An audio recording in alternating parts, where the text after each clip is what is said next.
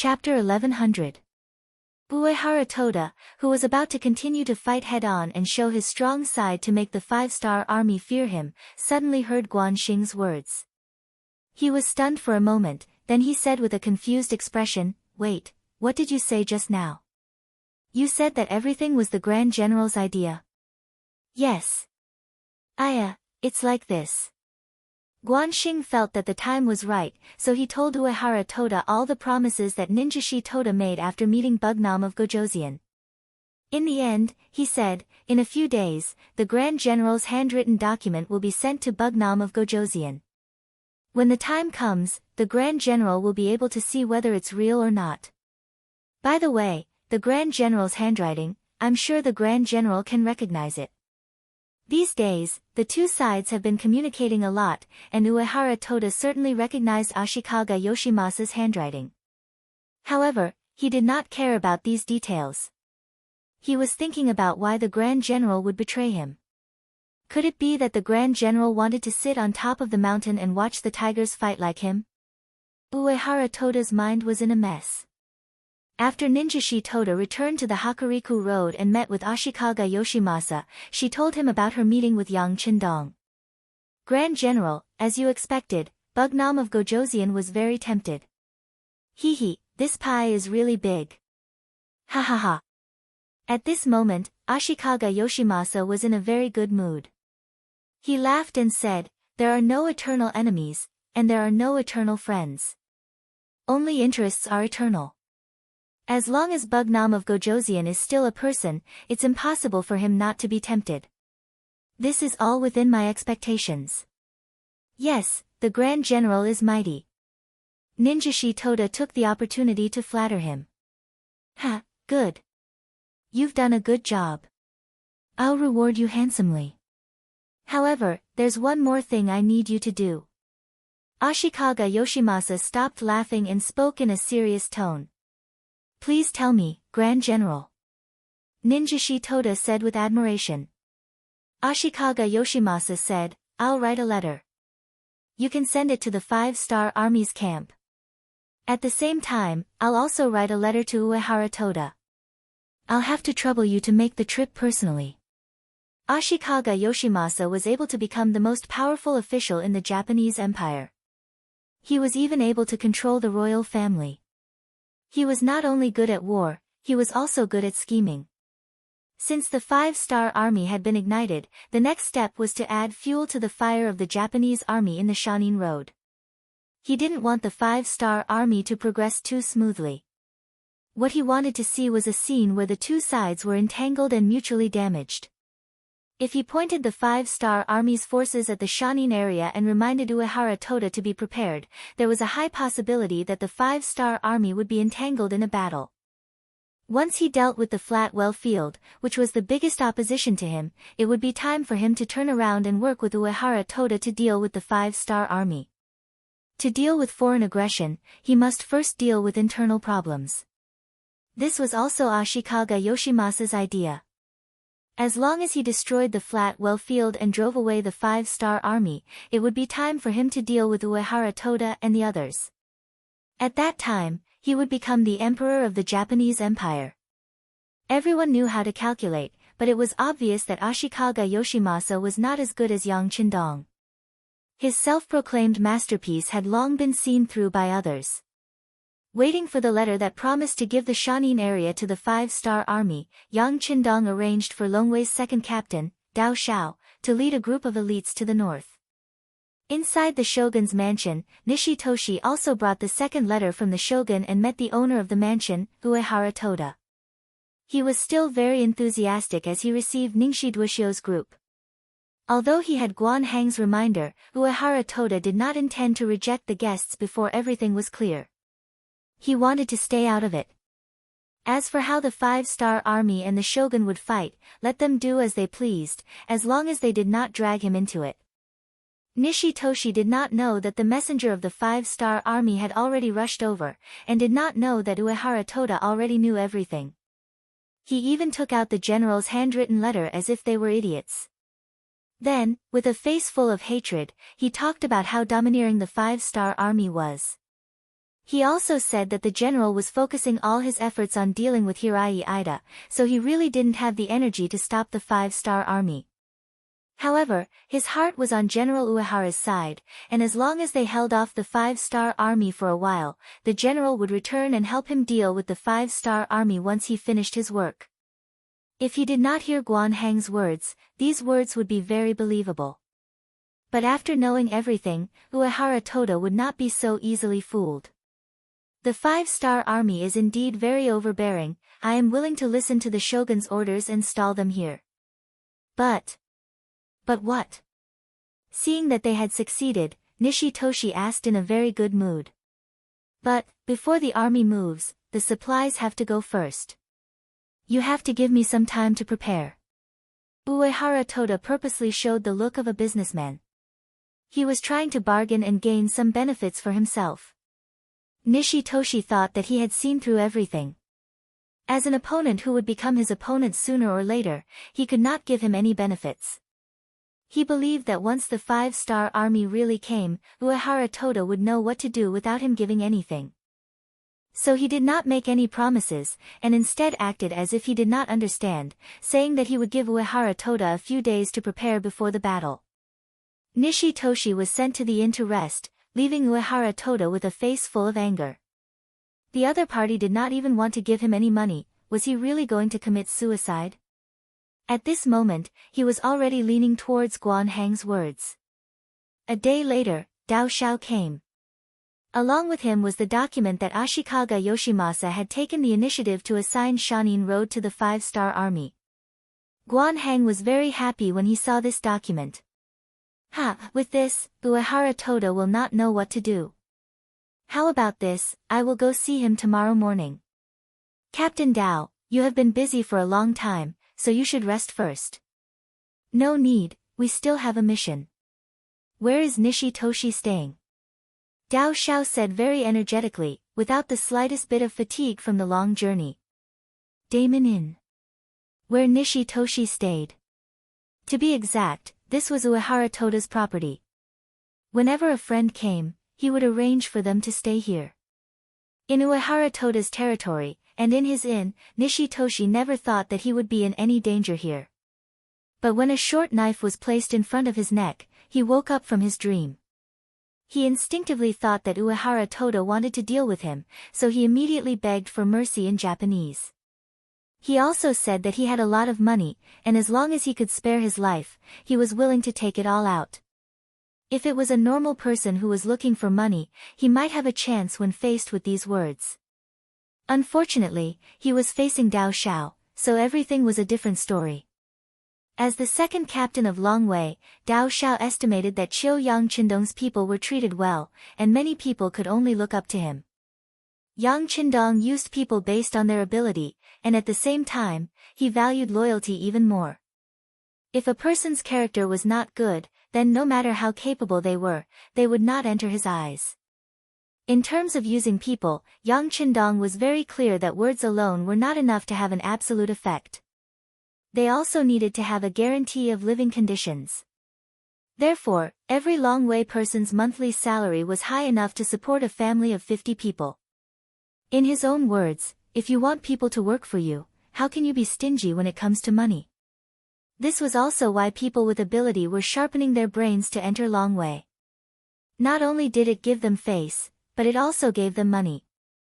Dao Xiao was one of the people who enjoyed this kind of treatment, and he could be considered one of the people who benefited.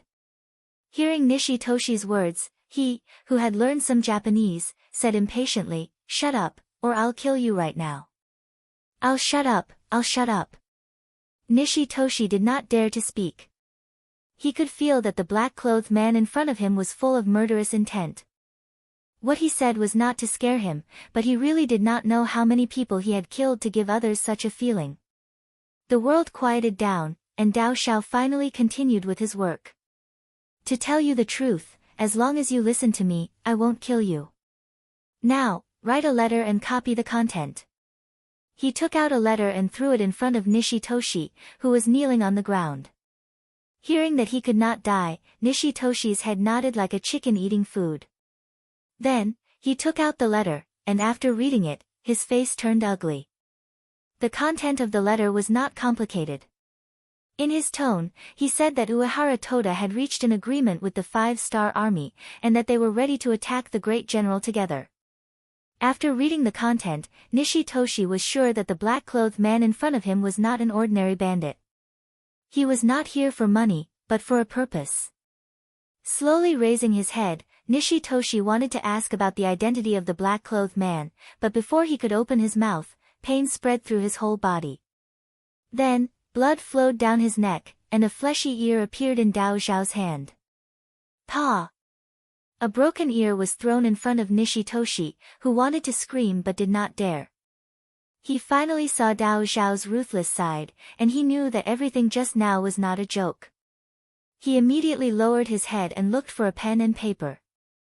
Ningxi Duoxiu was very cooperative. In order to survive, he carefully read the letter after copying it.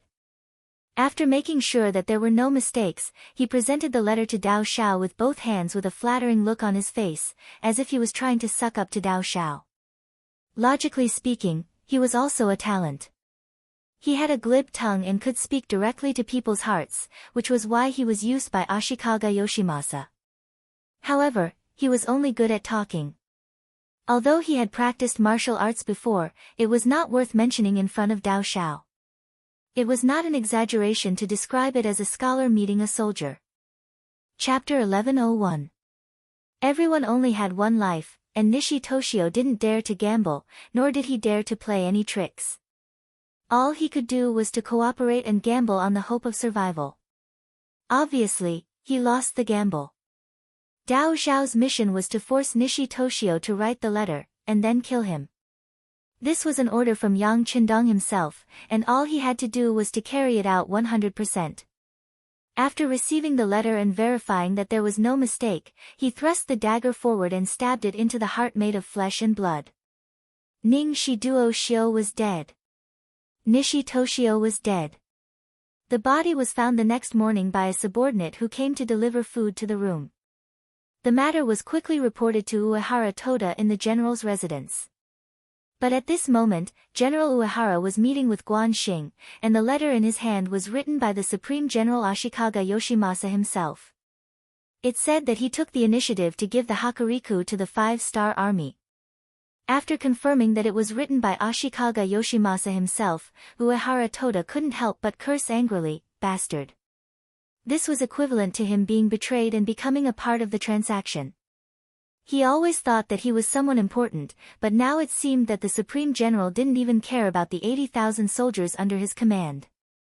It could be imagined that once the 5-star army was gone, the Supreme General would turn around and lead the army to destroy him. There was some heartache, the feeling of not being valued greatly hit Uehara Toda's self-confidence, and it also inspired him to have a greater idea of success. Guan Xing, who was sitting across from him, spoke at the right time. "General Uehara, don't be too angry. In the end, people still need to rely on their strength to speak. If you don't have strength, you'll only harm yourself." "What? Do you want to laugh at this, General?" Uehara Toda, who was in a bad mood, said coldly, and there was even a trace of murderous aura around him. "So what if you're the messenger of the 5-star army? This is the Hakuriku, my headquarters.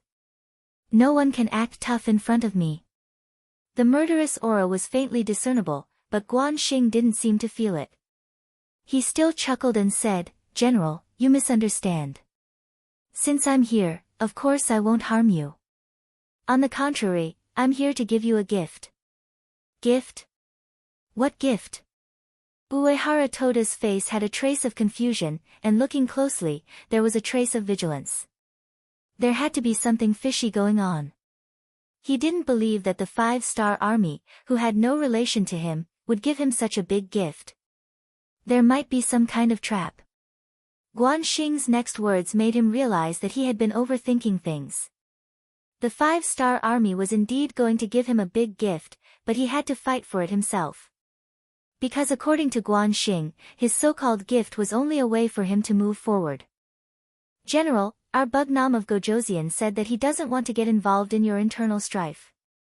If it wasn't for the fact that Princess Junko has become the 8th madam, our 5-star army wouldn't even want to get involved in your Japanese empire's affairs. All of this is just to give the princess an explanation. Next, they just need to go to Qing and Beijing and take back the palace. The 5-star army's goal will be achieved, and they will stop. And unless someone provokes them, they will turn a blind eye to the internal strife of the Japanese empire. As soon as Guan Xing's words fell, Uehara Toda chuckled. Emissary, you clearly want to watch us fight among ourselves, so that we can disintegrate without a single soldier. General, you're wrong. What I said just now can be announced to the world in the form of a document. To be honest, if you really want to do something to the general, the 80,000 soldiers in your hands may not be enough. Guan Xing's tone also became a lot more serious. Negotiations are like this. It's not advisable to blindly use force or soft tactics. Only by using both can you achieve your goal. Being looked down upon again, Uehara Toda's temper rose. He stared fiercely at Guan Xing, and it looked like he would ask someone to kill the person in front of him at any time. But before he could speak, footsteps came from outside the room. A guard walked in without permission with an anxious look on his face. Originally, Uehara Toda wanted to scold his subordinate for not following the rules, but when he saw the anxious look on his face, Uehara Toda knew something was wrong and asked, "What happened?" "General, things are not good." The guard walked forward and told Uehara Toda about Nayoi Taxiu's death in his room. When Uehara Toda received the news, his expression changed again and again.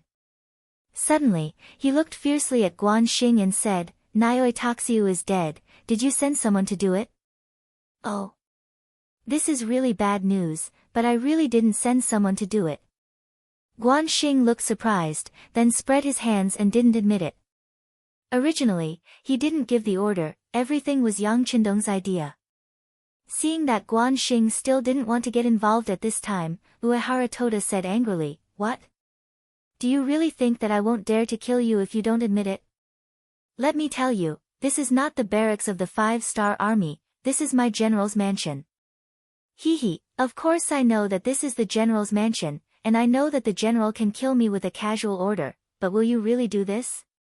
Nayoi Taxiu is dead, and the general's side has become your enemy. If something happens to me now, the 5-star army will come. I really want to ask General Uehara, are your 80,000 soldiers really made of iron?" Guan Xing wasn't a pushover. Since things had already come to this point, he had no way out, so he might as well tell the serious consequences. Guan Xing went all out and showed his trump card, as if he wasn't afraid of death. This time, it was Uehara Toda's turn to be stunned. Originally, he wanted to take advantage of both sides, even if he saw the general's handwritten letter, so what? He never expected that the other party would treat him sincerely, the two sides could only use each other. Being used by the other party at least meant that he was valuable. As long as he handled it well, he might be able to get benefits from it and continue to watch the tigers fight on the mountain. But now, Nayoi Taxiu was dead, and he died in his own territory. Once the general knew about this, would he forgive him? As for Guan Xing, although his current behavior was very infuriating, as long as he still had a bit of intelligence, he wouldn't touch this person. What kind of joke was this? If he really killed Guan Xing, it would be the same as igniting a fire on himself. At that time, it was very likely that the general and the 5-star army would join forces to destroy him first. Don't think that there wasn't such a possibility. In the face of huge benefits, anything was possible.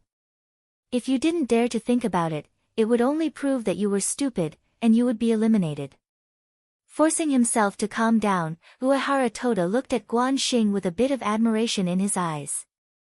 "Honorable envoy, if I lead the army to attack Ashikaga Yoshimasa now, what kind of help can you give me?" At this time, Guan Xing seemed to have changed into a different person. He was no longer as impulsive as before. His face regained a smile and said, "The 5-star army will send troops with you, General. We will send troops to Qing and Beijing and take it down. At the same time, I can assure you that unless there is an army in Shanin Road that provokes the 5-star army, we will definitely not send troops there." There will only be one master here, and that is you, General Uehara.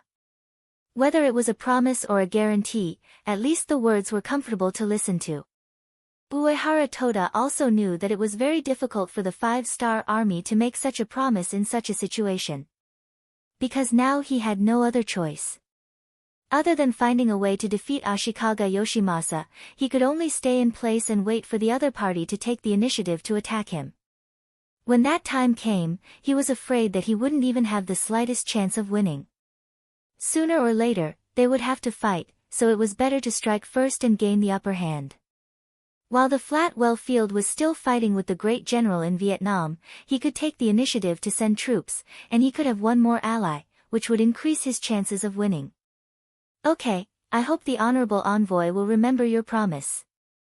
I need you to write what you just said into a document, and then announce it to the world.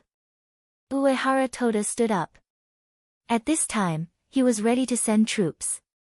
No problem, then I wish you, General Uehara, to win every battle and be invincible, ha ha ha. Guan Xing also stood up. He knew that this time, he had completed the task given to him by the sixth young master. He had made a great contribution. Haha, thank you for your kind words. Uehara Toda also laughed. He couldn't wait to see how powerful the great general's army was, and what kind of sparks would be created when the two sides collided on the battlefield. Since he had decided to send troops, of course, he couldn't have any hesitation. It was a taboo for a general to be indecisive. In just 3 days, 20,000 vanguard troops set off from the Shanin Road, along the edge of Qing and Beijing to the Hokuriku Road, and rushed behind the great general. When the news reached the five-star army's camp, Yang Qindong patted the desk and shouted, and then said to Beta Persei beside him, "Give the order, everything will be done according to the plan." Yes, young master. Beta Persei was also very excited, and turned around to make the arrangements. Orders were sent out from the radio and spread to all directions. The armies, which had long been prepared for battle, were like dark clouds covering the moon, pressing towards the Japanese Empire's Kyoto, Qing and Beijing. In the Hokuriku Roads, Vietnam. After several fierce battles, Ashikaga Yoshimasa won another battle with the help of his troops that were several times more numerous than the other side, and finally occupied this area. According to the news, Flatwell Field only retreated to Echigo Prefecture with 20,000 people. The great general, who occupied Echigo and Echigo prefectures in succession, was full of righteousness. The powerful strength he showed also deterred some small warlords and small forces who wanted to take advantage of the opportunity to send troops to take advantage of him. As long as he occupied Echigo Prefecture, even if he didn't capture Flatwell Field alive, the situation would be settled. At that time, he could spare some time to deal with the five-star army. He wanted to let everyone see that in the Japanese Empire, he, the great general, was the most capable person, and this place would eventually belong to him. Chapter 1102. Ashikaga Yoshimasa hadn't even fully digested the news of victory when a letter personally written by Ninji Toshihida appeared in front of him. Then his face turned from green to red to white, and finally became as black as charcoal. Uehara Toshiru of the Mountain Inn village actually joined forces with the five-star army, and it looked like they were going to attack him. This person only had 80,000 troops. Did he eat a bear's heart and leopard's guts? With only 80,000 people, he dared to attack his 500,000 troops. General Maori regularization was in the big tent at the moment, waiting for the Supreme General's orders, and was lucky enough to see this letter. He also said with a puzzled face, "Supreme General, could Nishi Toshiru have been deceived?" Ashikaga Yoshimasa understood the meaning of Maori regularization's words and asked, "Are you saying that this news is false?" It's not that I doubt Nishi Toshiru's news, but it really doesn't make sense. Who is Uehara Toshiru? He's famous for being slippery. How could he make an enemy out of the great general for no reason? Mao Lijing said seriously, as if he was discussing the matter. But only he knew in his heart that he didn't like Nishi Toshiru. The two of them were the Supreme General's right-hand men, and it was common for them to secretly fight. If there was a chance, of course, he wouldn't mind stepping on them. It makes sense. Ashikaga Yoshimasa, who also didn't understand, nodded lightly and said, "In this case, arrange people to go to the mountain in village again to see Nishi Toshiru and see what's going on." Because of confidence, Ashikaga Yoshimasa never put Uehara Toshiru in his eyes, and he didn't think that he would take the initiative to attack him, so he didn't make any defensive preparations. Everything didn't change until 3 days later. In the main tent, Ashikaga Yoshimasa summoned his generals and daimyos, and was discussing how to send troops to Echigo Prefecture and how to kill Flatwell Field. Suddenly, a scout came into the tent with a panicked face. He knelt on the ground with an ugly face and handed over a letter in his hand. When the scout rushed into the tent, Ashikaga Yoshimasa felt that something was wrong.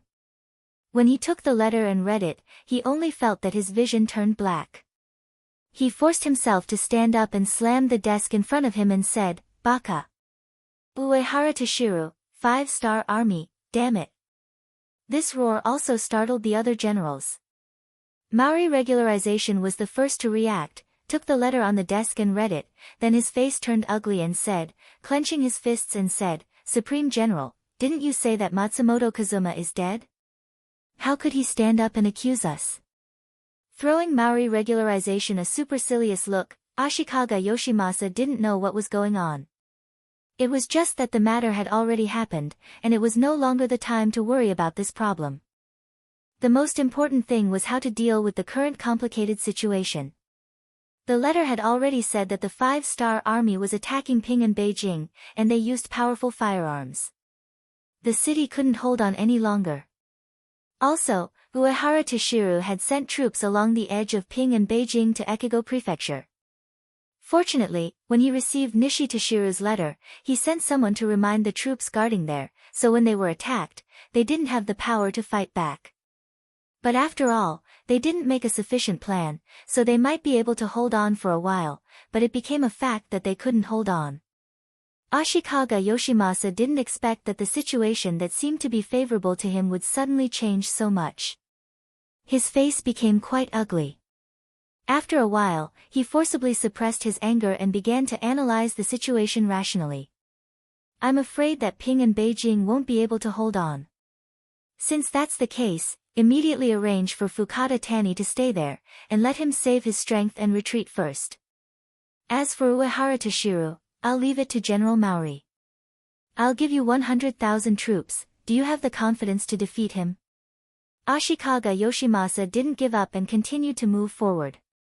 He wanted to capture Echigo Prefecture and completely defeat the Flatwell Field. In his eyes, the other forces in the country were nothing to be afraid of.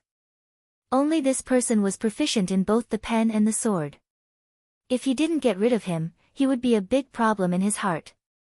"Yes, General, please rest assured, this subordinate will definitely complete the task." Leading an army of 100,000 troops, Maori Regularization's eyes were full of excitement and excitement. Good, the other plans remain unchanged. The main force of the army will continue to move to Echigo Prefecture. The others will do what they should do. In short, this is the Japanese Empire, we won't lose. At the end of the meeting, Ashikaga Yoshimasa didn't forget to cheer everyone up. At this time, his eyes also showed a sense of determination, but also a sense of resentment. This time, he was schemed against by the 5-star army and Uehara Toshiru. He will remember this hatred, and one day he will get his revenge. Qing and Beijing outskirts. At this moment, it has all become the territory of the 5-star army. When Yang Chendong's order was issued, the 4th Division and the 7th Army, who had been waiting here for a long time, launched a fierce attack on the Japanese army outside Qing and Beijing with 100mm mortars. The cannonballs that fell from the sky caught the Neon troops who were guarding there off guard. Fukada Tani, who was in charge of the defense of Qing and Beijing, felt great pressure in the situation where he couldn't even see where the enemy was.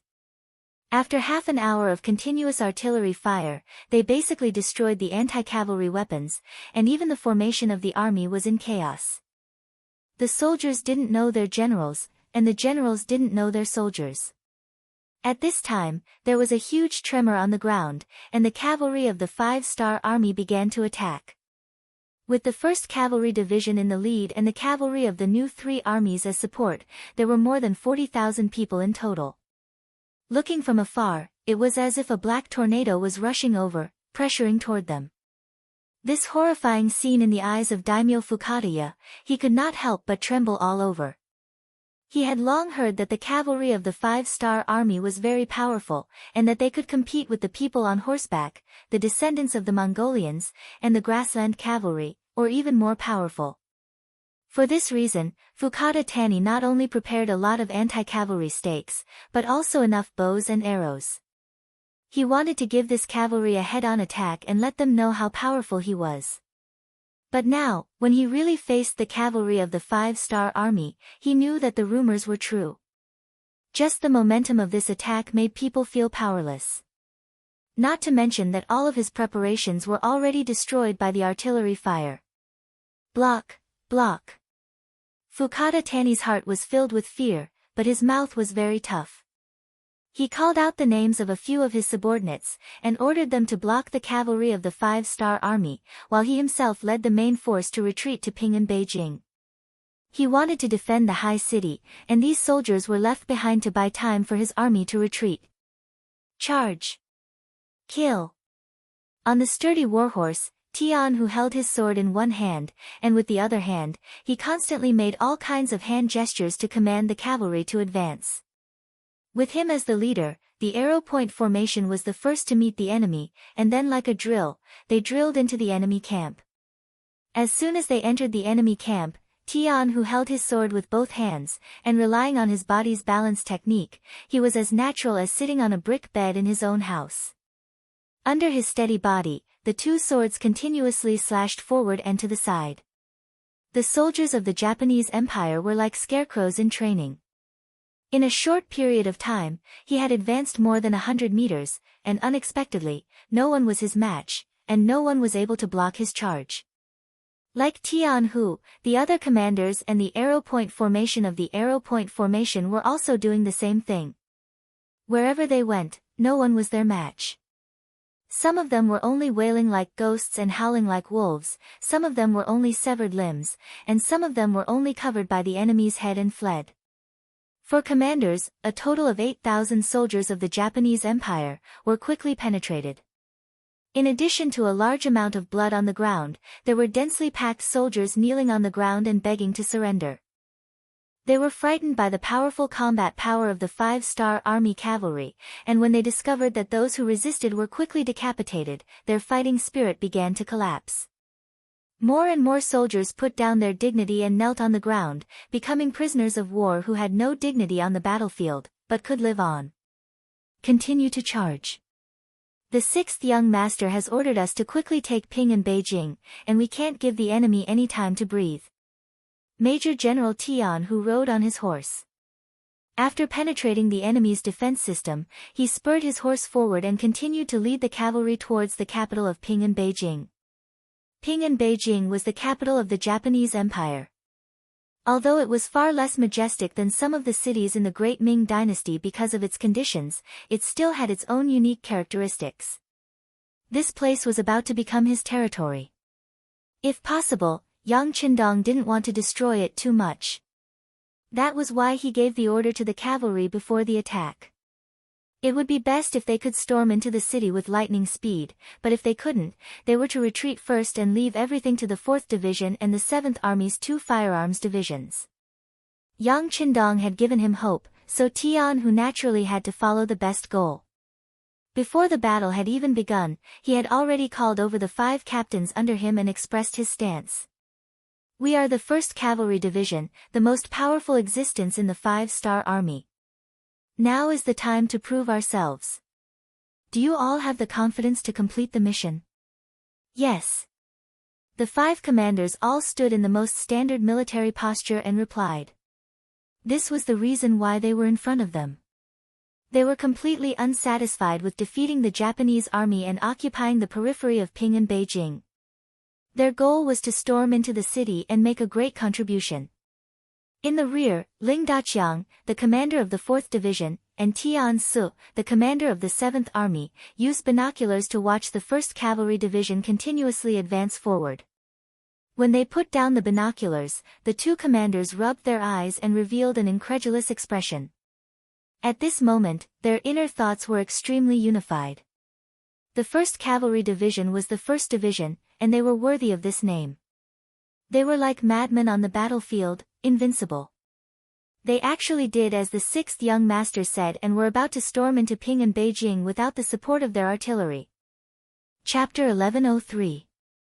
The time to sigh was very short. The changes on the battlefield were often abnormal, so it was impossible to give the commander more time to think. All soldiers, listen to my order. Run and keep up.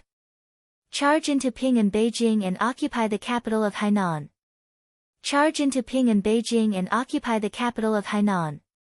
The two division commanders couldn't let Tian Hu take all the credit. They also wanted a share of the pie. Thus, they broke their original plan of waiting and watching. They began to speed up and run forward. The new army commander Su He also had the same idea.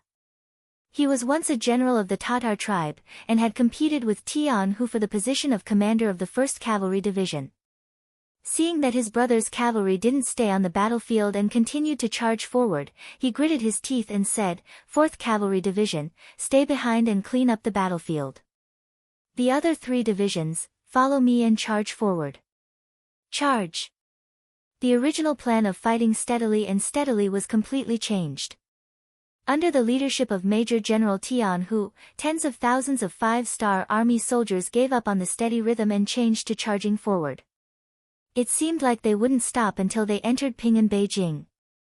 This made Fukada Tani, who was leading his troops to retreat, suffer.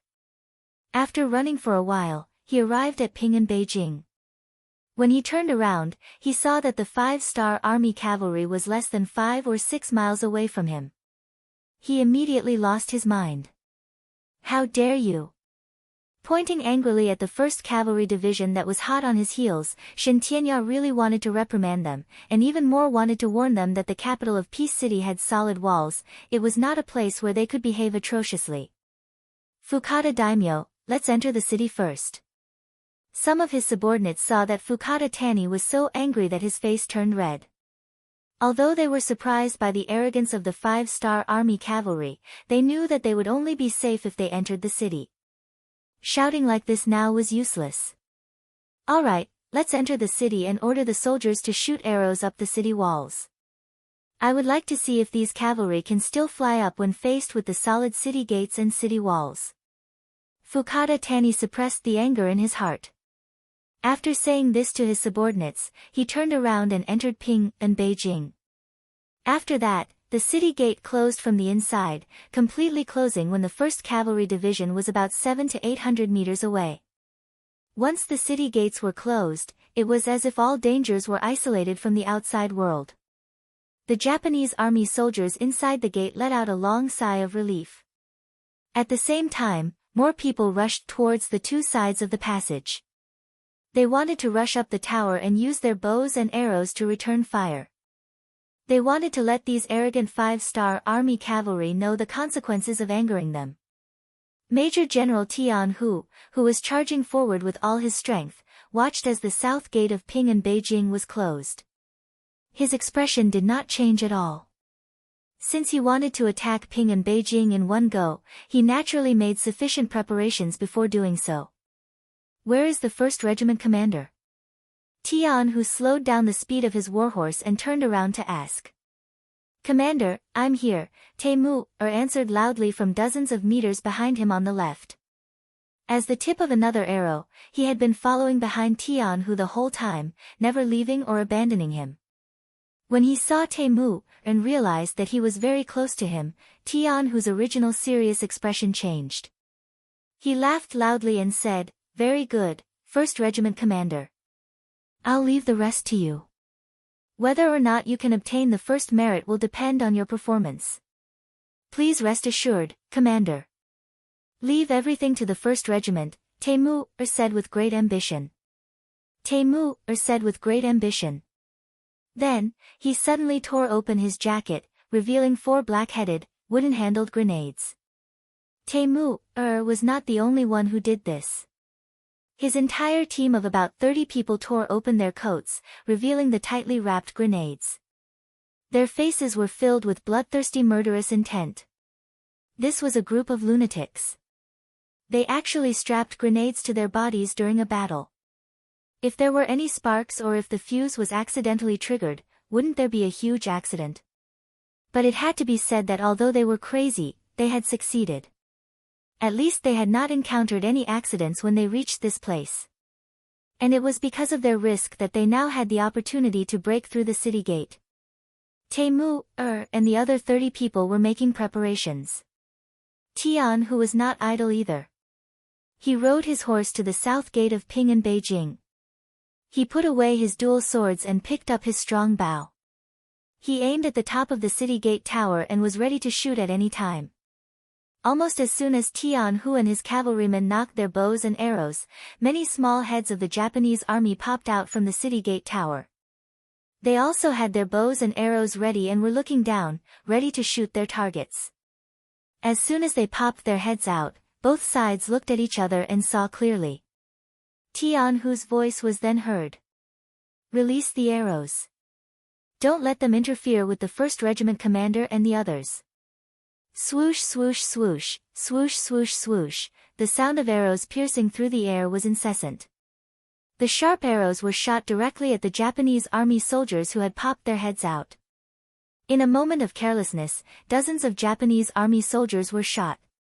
Some of them collapsed to the ground, while others fell from the tall city gate tower. This scene also frightened the other Japanese army soldiers. They quickly shrank back, trying to stay alive like turtles. Fukada Tani, who had just arrived at the city gate tower, saw this scene. He immediately shouted angrily, "What are you afraid of? We have the high ground and we have the city gate as our defense. They should be the ones who are worried. Everyone, return fire immediately. Return fire." Under the command of their general, the soldiers finally had a backbone. They were no longer as scared as before and could finally organize a decent counterattack. With the advantage of having the high ground, they caused a lot of trouble for the soldiers of the 1st Cavalry Division. They didn't have as many soldiers as the other side, and the terrain wasn't favorable to them. If it were any other army, they wouldn't take the risk to fight this battle. Even in front of the 1st Cavalry Division, Tian Hu's expression was still cold. He immediately ordered the soldiers to take out their shields. 2 people in a group. 1 person with a bow and the other with a shield. We must create an opportunity for the 1st Regiment commander and the others to blow open the city gate. Tian Hu's voice was very calm. It was obvious that this wasn't a temporary idea. In fact, the 1st Cavalry Division had also undergone such training in the past. It was to prevent such a situation from happening. The preparation came in handy. 2 soldiers formed a group. 1 person held a shield to protect himself and his comrades, while the other person held a bow to look for an opportunity to counterattack. Arrows fell like rain. There were nearly 10,000 Japanese Empire soldiers on the top of the southern city gate of Qing in Beijing.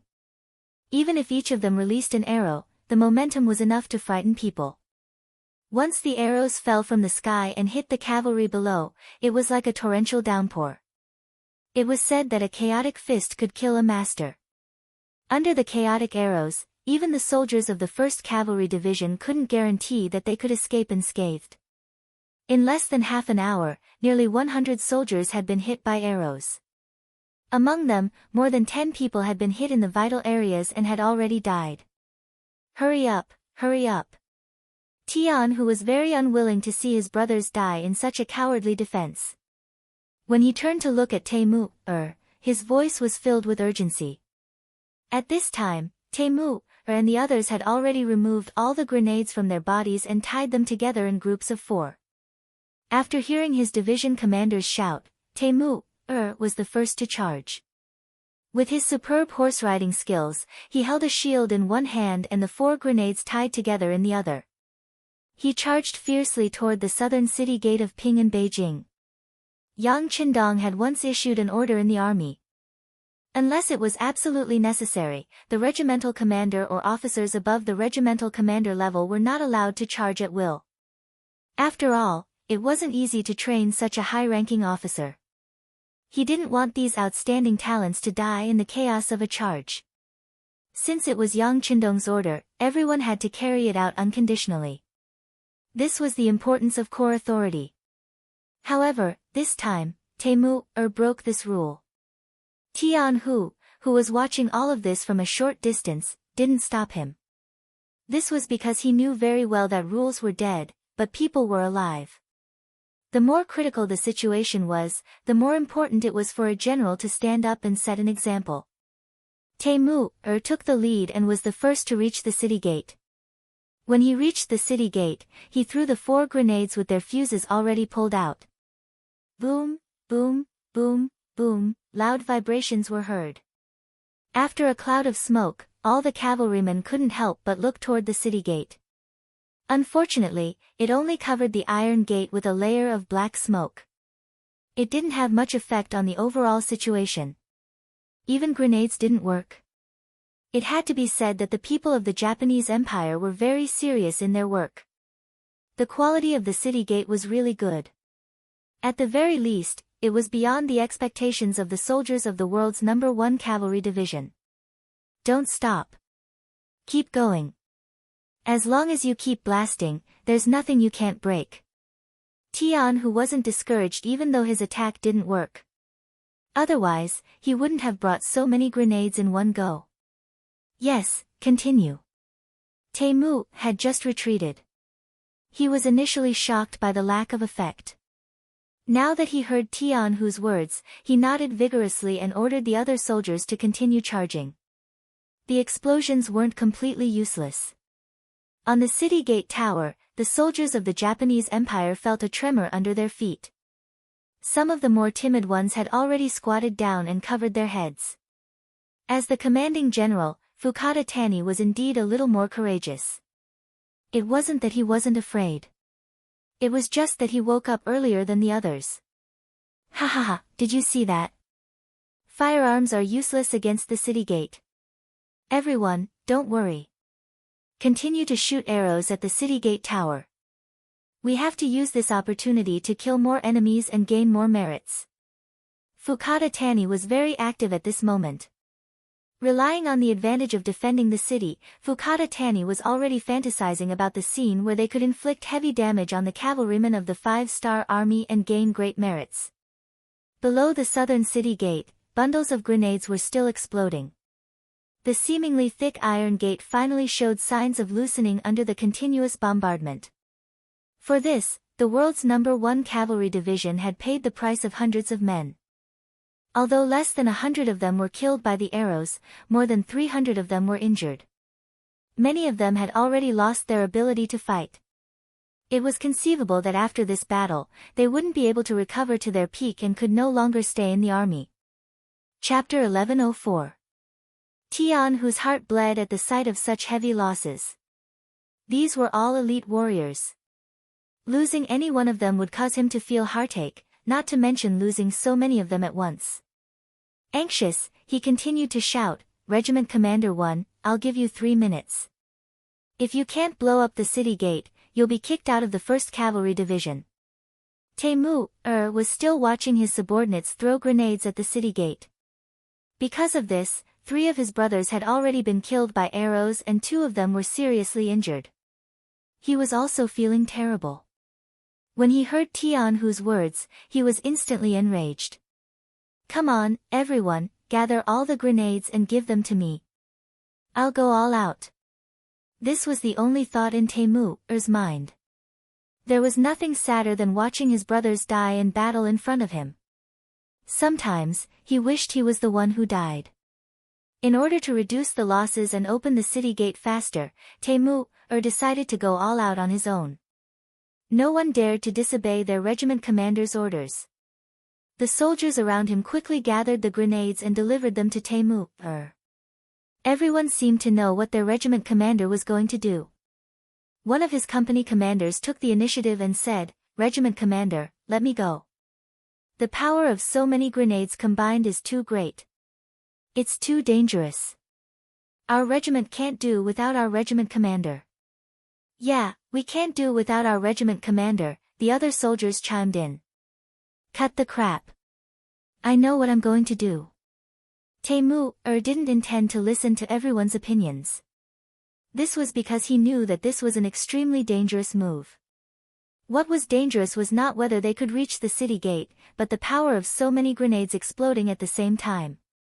The shockwave from the explosion would often cause people to be affected before they could completely retreat. That was the real danger. But so what if he knew it was dangerous?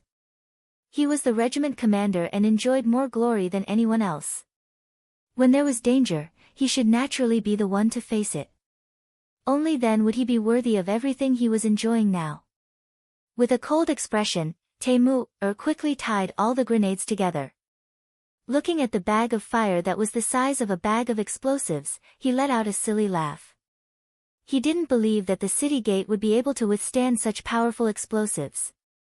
"Everyone, back off. Back off some more." Taimur weighed the explosive's power and realized that it could barely be held with one hand. Then, he began to prepare to charge. Everyone retreated reluctantly and unwillingly. This was the military rule of the 5-star army. Once the commanding officer gave an order, the soldiers under him had to obey. It was this iron discipline that allowed them to fight well and win every battle. Let's go." Taimur removed the bow, shield, and 2 sabers from his horse. He wanted to go into battle light and maintain his fastest speed and best condition. After doing all this, he shouted boldly and galloped toward the city gate. The commotion here attracted the attention of the division commander, Tianhu. When he saw Taimur rushing down the city gate tower alone on his horse, he couldn't help but cry out in alarm. F***CK, Regiment Commander 1, come back. Taimur, who was already halfway out, couldn't carry out any military orders now. As the saying went, there was no turning back. If he stopped now, he would only suffer greater losses. Seeing Taimur rush toward the city gate without hesitation, Tianhu, who usually didn't show his emotions on his face, had tears in his eyes. "Brother, I wish you good luck. Everyone else, quickly retreat. Retreat." Knowing the power of so many grenades combined, Tianhu gave the order for the cavalry to retreat. Below the city gate tower, many Japanese Empire soldiers saw Taimur galloping toward them on horseback. Although they didn't know what he was going to do, they instinctively aimed their arrows at him. In a short period of time, Taimur was hit by 2 arrows. Fortunately, he was very experienced and managed to avoid the fatal blow. The 2 arrows only caused minor injuries to him. "Grandsons, have a taste of the gifts Grandpa has prepared for you." Ha ha ha. Taimur, who had arrived at the city gate, pulled out a set of grenades with his left hand and threw them down the city gate. Then, he pounced toward a puddle of water below the city gate tower. With such great power, he wouldn't even have the chance to retreat. Not to mention, there were so many Japanese Empire soldiers eyeing him from the city gate tower. Taimur didn't plan to go back. Instead, he threw himself into the puddle of water, gambling on his luck. Just as Taimur's figure plunged into the puddle of water, a loud bang was heard. At this moment, the ground was shaking violently. Even the Japanese army soldiers on the city gate tower felt like they were losing their balance. Tianhu and the others, who were a few hundred meters away from the city gate, were better off. After all, they had already mentally prepared themselves. However, after hearing the loud bang and not seeing Taimur running back, Tianhu couldn't help but feel his eyes turn red. "Brothers, the city gate has been blown open. Our 1st Regiment commander paid the price with his life. Everyone, listen to my orders. Charge, kill. Kill, kill, kill." Influenced by Taimur, the eyes of the other soldiers also turned red.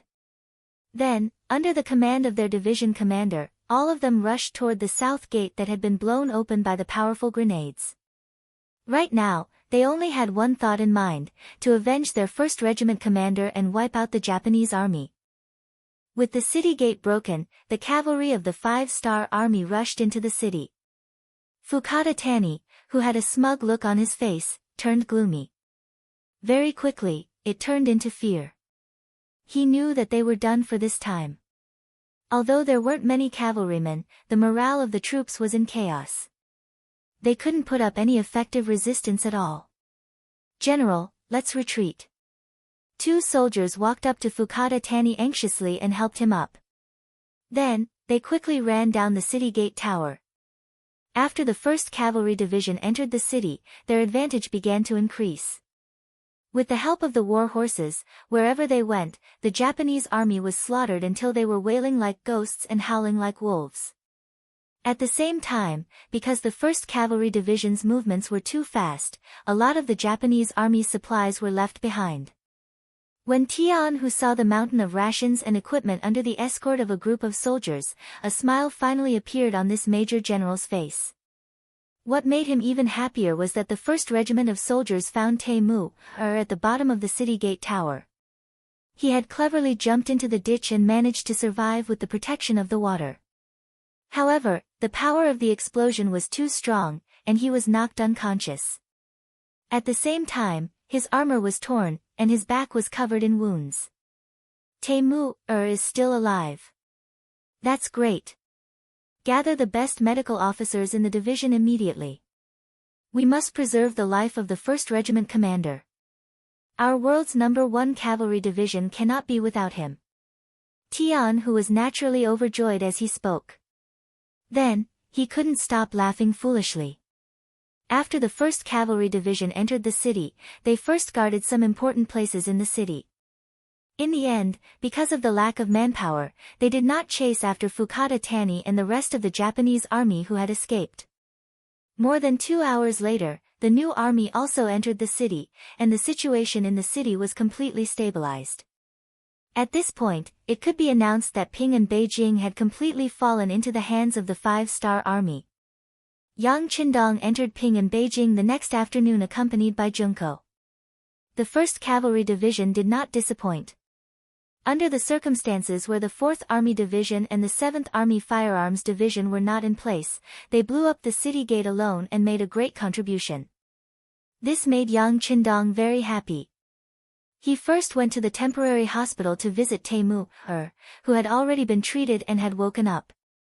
From the military doctor, he learned that Taimu, only had a back injury and that it was not a serious problem. After resting for a few days, he could continue to fight. Yang Qindong was even more happy. In the temporary hospital, in front of everyone, he recorded Taimu's first-class merit and at the same time, awarded him a Medal of Bravery. This was the first time the Medal of Bravery was presented to the public. In the past, people had only heard of it, but no one had ever seen it, let alone received this honor. In the midst of everyone's envy, Taimu received the Medal of Bravery. His entire body was grinning from ear to ear. At this moment, he enjoyed everyone's congratulations and blessings, but he also enjoyed all the envy and jealousy. Major General Tian, who was also one of them. He had also dreamed of receiving this Medal of Bravery one day. This was the only way to prove his strength. However, this time, not only did he not receive it, but he was also reprimanded by Yang Qindong. Didn't I say that regimental officers can't casually charge with the army? You, on the other hand, directly let the regiment commander take the risk. Fortunately, nothing happened to Taimu. Otherwise, I would definitely punish you. After there was no one else around, Yang Qindong's face turned cold as he reprimanded Tian Hu. Teacher, I was wrong. Tian Hu, who had always been proud, did not even dare to breathe when facing Yang Qindong. He knew very well who gave him everything he had. And this time, he was indeed a little reckless. Seeing that Tian Hu's attitude of admitting his mistake was not bad, Yang Qindong's anger subsided. Alright, don't do it again. Also, you guys have worked hard this time. When you go back, look for Beta Persei. He will prepare enough wine and meat for you to celebrate. Ah. Okay. When he heard that there was a celebration, Tian Hu chuckled. At this moment, he was no different from a child who had received candy. This was all because this celebration was arranged by his teacher for the 1st Cavalry Division. This was enough to prove that their division's performance in this operation was the best, and the best. Just as Tian Hu thought, once the news that the 1st Cavalry Division was allowed to hold a celebration by Yang Qindong spread, it attracted the envy and jealousy of the other divisions. Chapter 1105. The 5-star army was usually treated very well. Even when there was no war, they were always given food and wine. However, this celebration banquet was different. The 6th young master had given them special permission. This proved the importance of the 1st Cavalry Division. We have to perform well. Next time, we can't let the world's 1st Cavalry Division get all the glory. Su He, the commander of the new 3rd Army, called over a few of his division commanders and said with high fighting spirit, "That's right. As long as we work hard, the new army will definitely be the one celebrating next time," said the division commanders in unison. The same scene was happening in the other units as well. Even the 4th and 7th divisions of the Lu army were not spared from this. The cold front represented the most elite troops. However, ever since the 1st Cavalry Division appeared, they had lost a lot of their limelight. Because of this, the division commanders of the 4th Division and 7th Division were very depressed. They secretly decided that they would perform better in the next battle. They wanted to prove to the world that the cold front was still the cold front. They were still the most powerful existence. An army's morale, equipment, and combat power were the comprehensive criteria to determine whether an army was strong or not. Everyone had their own thoughts. How to unify these people's thoughts and unleash double the power of an army was something the commander had to consider. If the commander was good, it was very likely that 10,000 people could unleash the combat power of 20,000 or even more. On the other hand, if the commander was not good, the 10,000 people might not even be able to unleash half of their combat power. A single celebration banquet was enough to ignite the fighting spirit of all the troops. This was the embodiment of Yang Qindong's talent in commanding. In particular, Temu, receiving the 1st Hero's Medal had greatly stimulated the others. Temu used to be a Manchu. He was promoted to the Han race because of his outstanding performance. He had received the 1st Warrior's Medal, which was more representative. It showed that the 6th young master treated everyone equally. At the same time, it also encouraged more people. They believed that as long as they did not care about their background, they would also have a better performance and receive more honor through hard work. The appearance of the celebration banquet and the warrior medal had already excited the soldiers of the 5-star army stationed in Qing and Beijing. They couldn't wait to fight on the battlefield. They needed a better opportunity and platform to perform. Yang Qindong didn't seem to care about all this. At this moment, he was accompanying Princess Junko in the imperial palace in Qing and Beijing. When he returned to this place again, the environment had not changed much, but his companions had indeed changed. Now that her father and mother were gone, Junko could only rely on her husband, Yang Qindong. In a long corridor in the imperial palace, Junko leaned into Yang Qindong's arms like a little bird. Her eyes were looking at Mount Fuji, also known as Sakura Mountain, not far away. "King, you will accompany Junko until she is old, right?" "Yes." "King, you will never abandon Junko or dislike Junko, right?" "Yes." "King, even if Junko is old and no longer young and beautiful, you will still like Junko, right?" "Yes." "King, yes." Uehara Toda, who was on his way to the Northern Land Road from the Shanin Road, received the news that the 5-star army had conquered Qing and Beijing. So fast. When he received the news, Uehara Toda was resting in a temporary tent, and then his face showed a shocked expression. He thought that with the strength of the 5-star army, conquering Qing and Beijing with only 30,000 people was just a matter of time, but he did not expect it to be so fast. From the beginning to the end of the attack, it was less than 2 days. Did the seemingly well-defended Japanese Empire's Kyoto fall just like that? He did not know whether he should be lamenting the incompetence of the Supreme General's subordinates, or the 5-star army was too powerful. But no matter what the result was, Uehara Toda knew that he should speed up. He wanted to take advantage of the fact that the Supreme General was heavily injured to fight back. He wanted to let others know that not only was the 5-star army good at fighting, but he was also very good at fighting. Pass down the order, don't rest, immediately speed up the march, reach Ekizen Prefecture as soon as possible, and stab Ashikaga Yoshimasa in the ass. Uehara Toda was stimulated and finally decided to speed up the march. He, who was eager to make a contribution, did not know that there was a big ambush waiting for him in front. Rua narrow area, adjacent to the Shanin Road's Danho Prefecture, is the gateway to the Northern Land Road.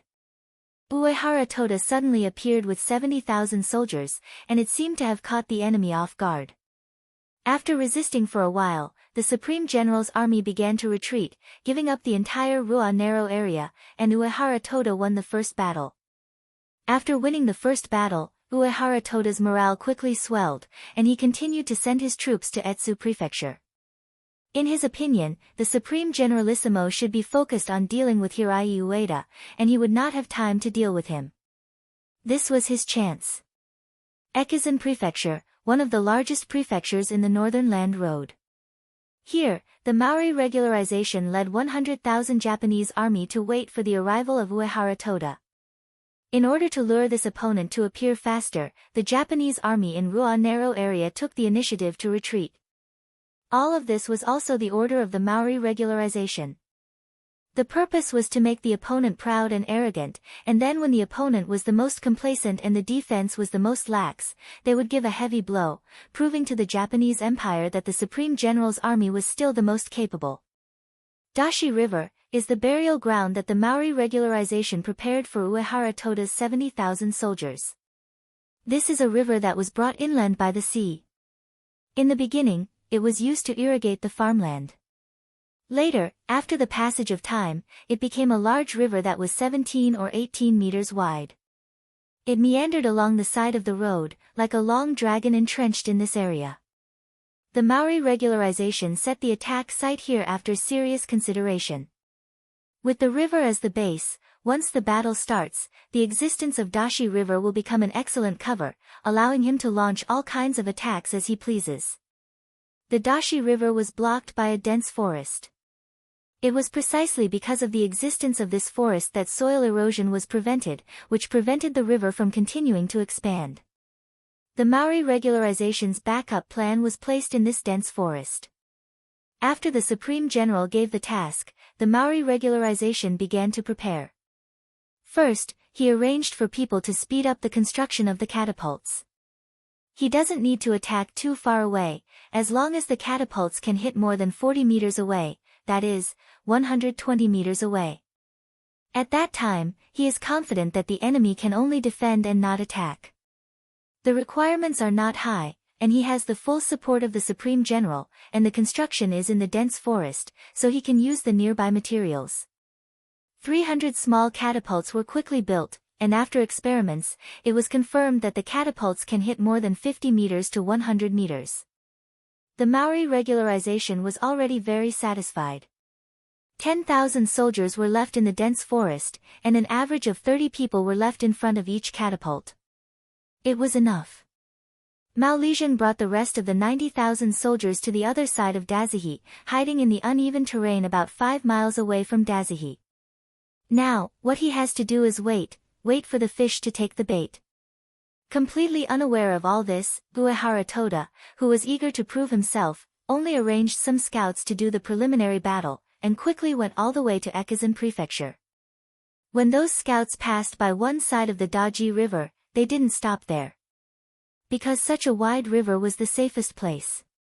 Nobody could make use of such a terrain to set an ambush. However, they ignored the dense woods behind the river. After 6 days of preparation, Uehara Toda appeared, and together with him, there was a vast army of 70,000 soldiers walking on the official road, and looking from afar, there was no end to it. However, for many people, this would be the last time they would walk on this land because it wouldn't be long before they would meet the King of Hell and become a soul without a physical body, or even a pile of bones without a soul. Perhaps the shinobi wanted to destroy Uehara Toda, but in the afternoon, he ordered the army to stop and camp and stop at the side of Dashi River. Maybe he thought that resting by the river would be safe and solve the problem of the army's water source. When the Maori regularization, who was already prepared to attack, heard this news, he almost jumped up in excitement. In the end, he suppressed his excitement and decided to change the time of the battle. When the opponent's military tents are set up, and when the opponent's army is eating, he will launch a fierce attack, and he will get the best result. More than an hour later, the sky gradually darkened, and the smell of food wafted out of the camp by the river. At this time, countless boulders suddenly fell from the sky. Some of them were catapults that threw gunpowder that the Neon had learned from the Great Ming Dynasty. For a time, it was like a heavy rain, falling into Uehara Toda's army, making the 70,000-man army dizzy. The sudden attack, whether it was the gunpowder or the boulders, most of them fell beside the military tents, and some of them accurately fell in the military tents, killing many people on the spot. Watching this scene, Uehara Toda, who was lucky enough not to be hit, was scared and horrified. He did not expect that the Grand General had already sent people to stop him. To think that he had thought that no one would know about his actions. But at this moment, he didn't have time to think about why the news was leaked, why the army general's army was defeated again and again, and why he prepared an ambush in advance and organized this unexpected counterattack. Now, he was only thinking about how to counterattack and stabilize his position. Under Yang Qindong's orders, the secret letter that Dao Xiao forced Ning Shidaxiu to write finally worked, and it gave Ashikaga Yoshimasa more time to react, which led to Uehara Toda's current disaster. Chapter 1106. After all, Uehara Toda was the general of the army, and he had been in charge of the mountain for many years, so he still had basic military knowledge. Through the trajectory of the falling boulders, he quickly locked the location of the attack behind the dense forest. He immediately ordered people to try to shoot arrows into the dense forest, wanting to reverse the situation in one fell swoop. Maori regularization was already prepared for this. With the dense forest as a defense, ordinary arrows couldn't shoot in at all, not to mention that the ambush team was already far away from the range of the arrows. On the other hand, the catapults were launched from a distance and could ignore the dense forest. This created an overwhelming advantage. They could only take a beating and not hit anyone. After an hour of attack, who knows how many explosives and boulders fell in the encampment, who knows how many people were killed and injured. Finally, the attack slowed down, and the materials that had been prepared for several days were about to be used up. The main character, Mao Lijing, appeared. As early as half an hour ago, he actually started the operation, but because of the distance, he always needed time to close the distance between the two sides. When they could finally see Uehara Toda's army camp, it happened to be when the catapults stopped working. Then, under Maori regularization's order, the 90,000 troops were like a swarm of wasps, densely packed and overwhelming. If the army wasn't in chaos, 70,000 people would have the power to fight 90,000 people. On the contrary, Uehara Toda, who was defending, might have a certain advantage. But now, the army was scattered, and the casualties were heavy. Under the chaos of the army, how could they organize a decent counterattack? Seeing the dense enemy rushing over, the army's morale quickly collapsed. The 70,000 troops didn't even have the chance to organize a decent resistance, and they were scattered by the flow of soldiers coming from afar. The army was defeated like a landslide. At this moment, only such words could be used to describe it. Faced with the sudden arrival of Maori regularization's 90,000 troops, it was like a divine army descending from the sky. On one side, the army's morale was scattered, and on the other side, the battle was about to end before it even started. This was not a fair battle. If Uehara Toda could make the right judgment from the beginning of the attack and lead the troops to escape from here, maybe he could return to the mountain inn and find a way to reorganize. But now, Uehara Toda, who didn't have time to make any preparations, was surrounded by Maori regularization and then killed in the chaos. Uehara Toda was dead. Uehara Toda, who controlled the 80,000 troops and the actual ruler of the mountain in the mountain area, was dead. His death also meant that the series of treaties he had signed with Yang Qindong had become a waste of paper. After receiving the news through the telegram, the special envoy who signed the contract got up and walked toward the great Zhe County Magistrate's mansion. Days mountain in the mountain in the mountain in the mountain in the mountain. The warlord in charge of guarding this place was called Sensei Naganabu. He was the leader of the younger generation of the Kozai family, and he was also the person who was chosen by Yang Qindong. The Kozai family was a family with a long history in the Japanese Empire.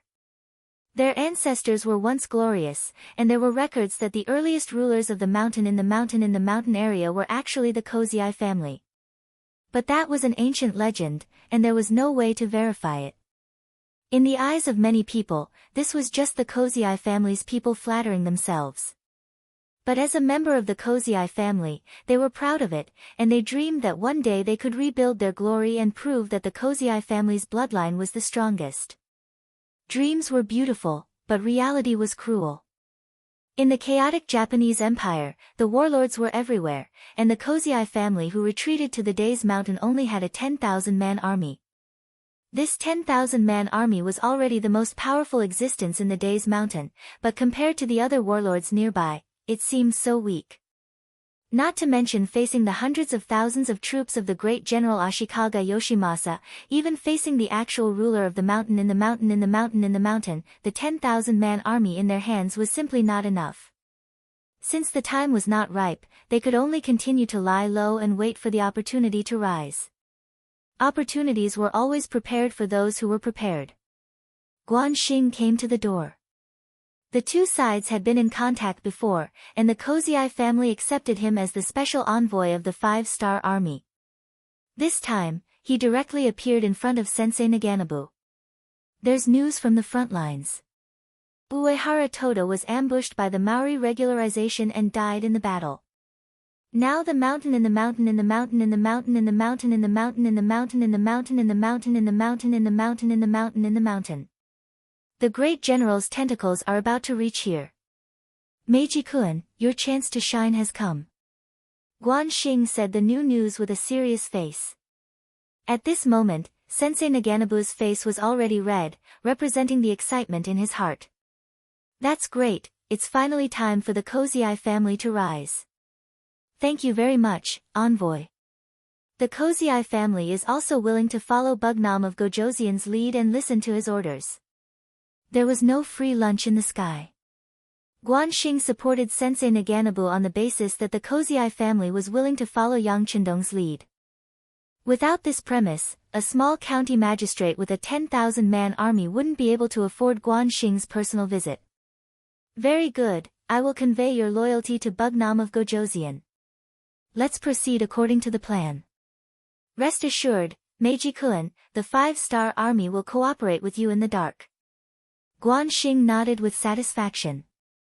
One needed a chance to rise, while the other needed a puppet to achieve his goal. The two sides hit it off and quickly walked together. Yang Qindong's plan was finally revealed. The so-called alliance with Uehara Toda was just a formality.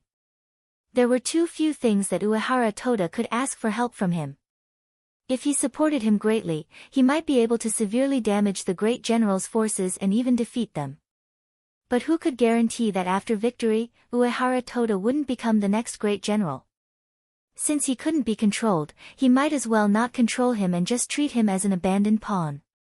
This was why Dao Xiao forced Ning Shidaxiu to write a letter so that Ashikaga Yoshimasa could make preparations in advance. When the plan reached this point, Sensei Naganabu, who could be controlled, appeared. He would become the representative of the 5-star army and help them unify the Japanese Empire.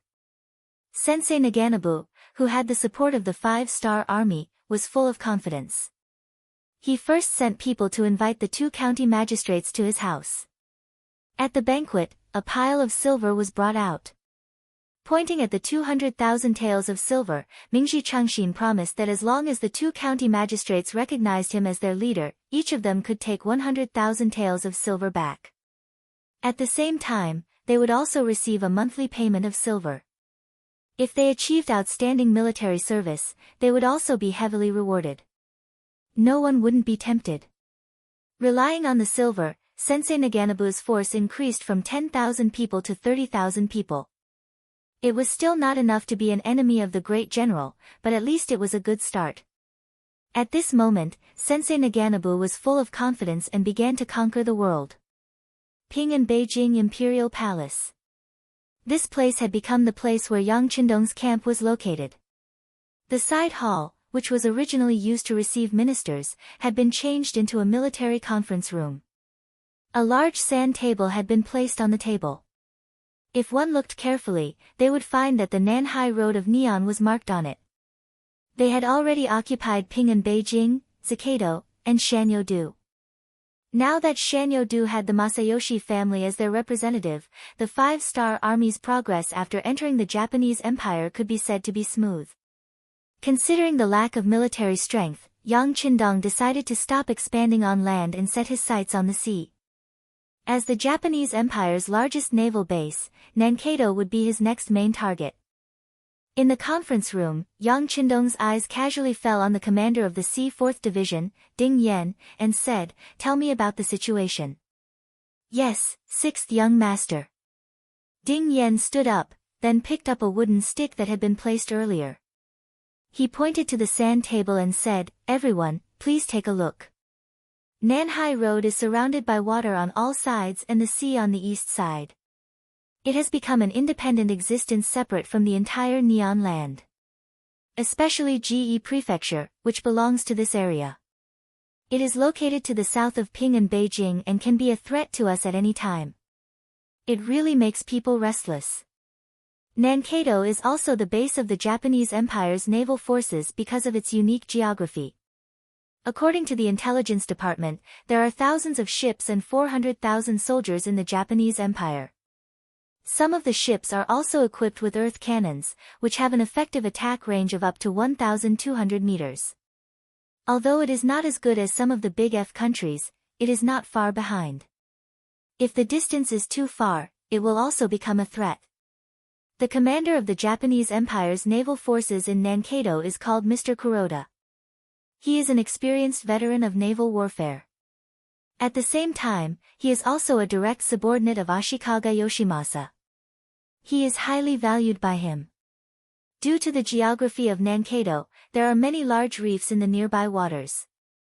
Once a large ship gets close and goes the wrong way, it is very likely to hit the bottom and sink. Although our intelligence department has worked very hard and obtained a lot of information about the geography of this area, no one can be sure that there is nothing left out.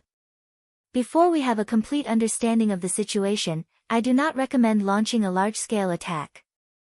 Ding Yan was ordered to give a detailed explanation of the situation in Nanhai Province, including the comparison of the enemy's military strength and the comparison of the environmental conditions. Listening to this, the other officers at the meeting all had a solemn expression. Compared to the 400,000 soldiers of the Japanese army and more than 1,000 ships of various types, they still had the geographical advantage.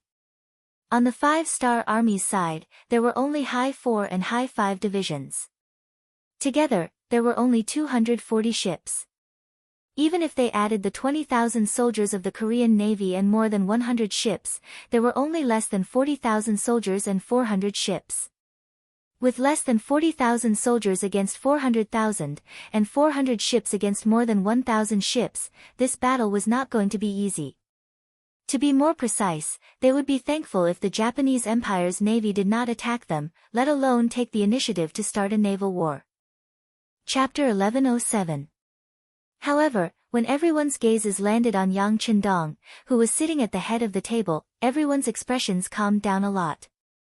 As long as the sixth young master was there, no one knew what fear was. Countless facts had proven that the sixth young master was extremely good at defeating enemies with fewer people. As the soul of the army, Yang Qindong felt everyone's gazes on him, but he didn't feel uncomfortable at all. This was because he didn't know how many times he had experienced this kind of situation. This was just one of the countless times he had experienced it. Alright, Commander Ding has already explained the situation very clearly. I'm sure everyone knows what we're going to face next. And this young master only has one thing to add. Although the enemy has 400,000 soldiers, they're actually just a motley crew. Their cannons have a short firing range, and they're very old. It's very troublesome to reload them. Not only are our weapons superior to theirs, but we're also not too far behind them in terms of military strength. You should know that this time, we're mobilizing the army and the navy.